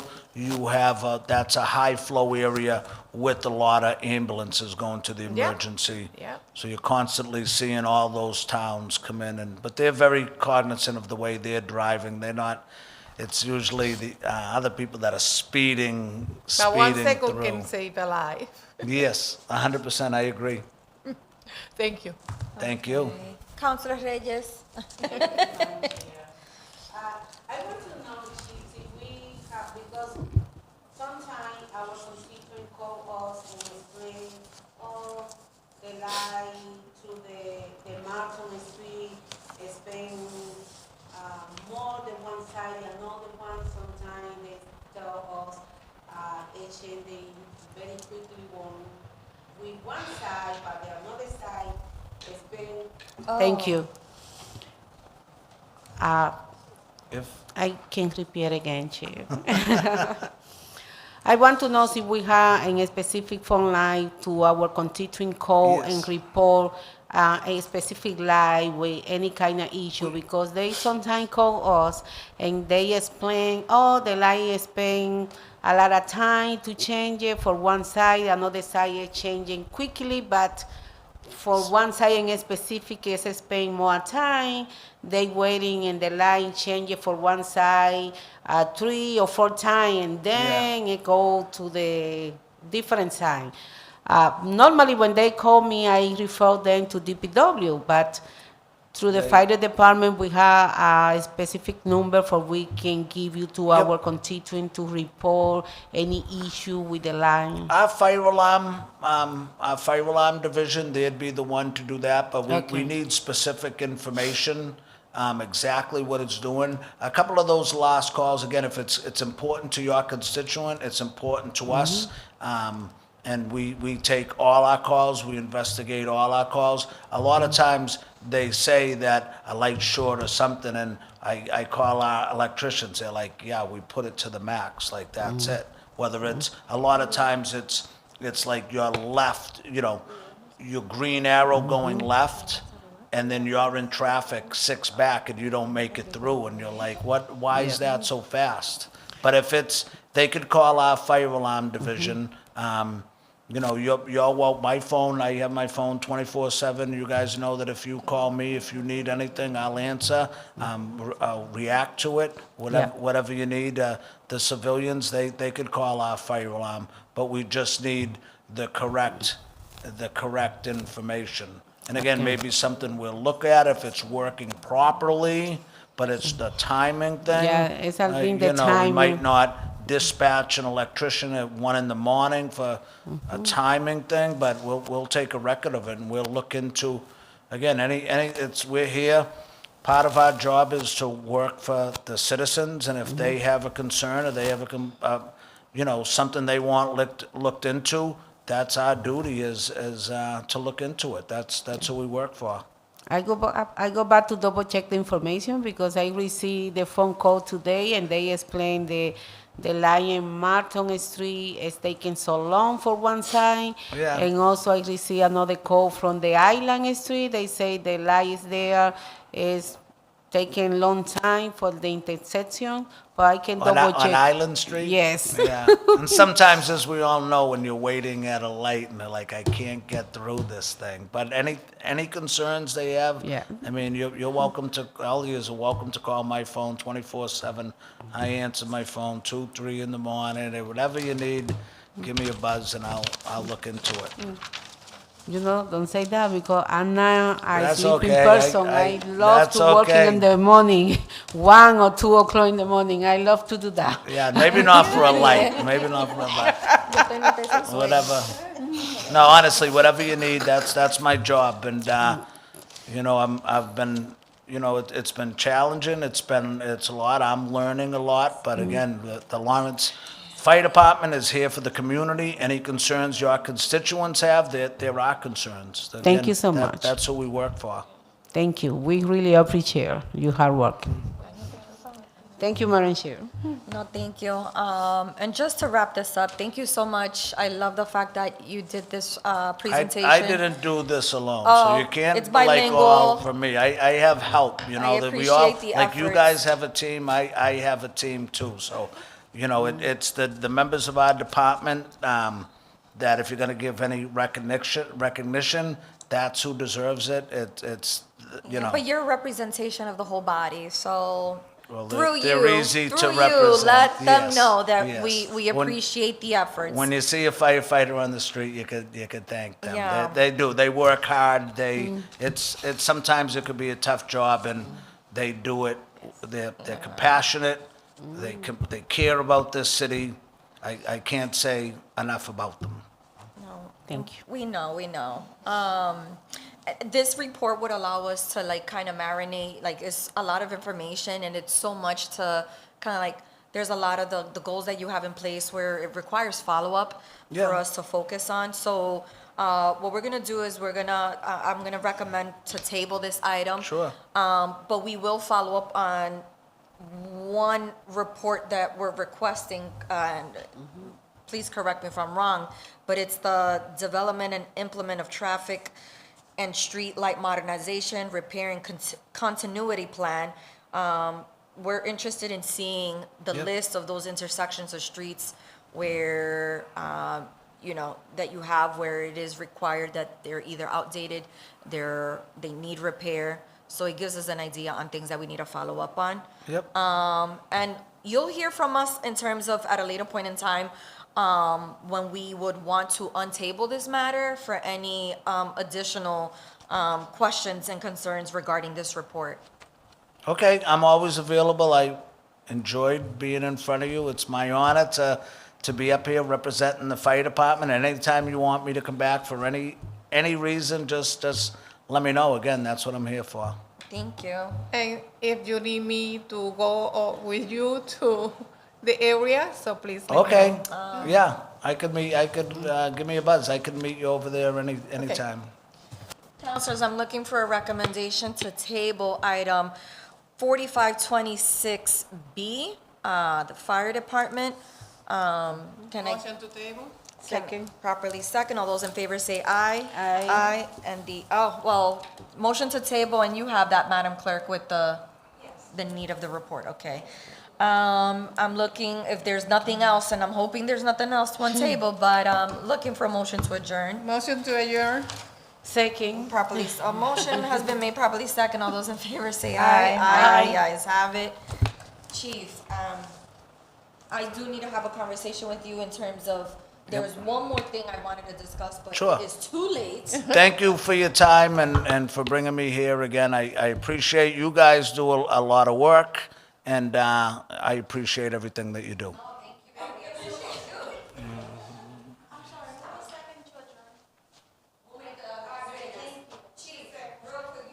Yeah.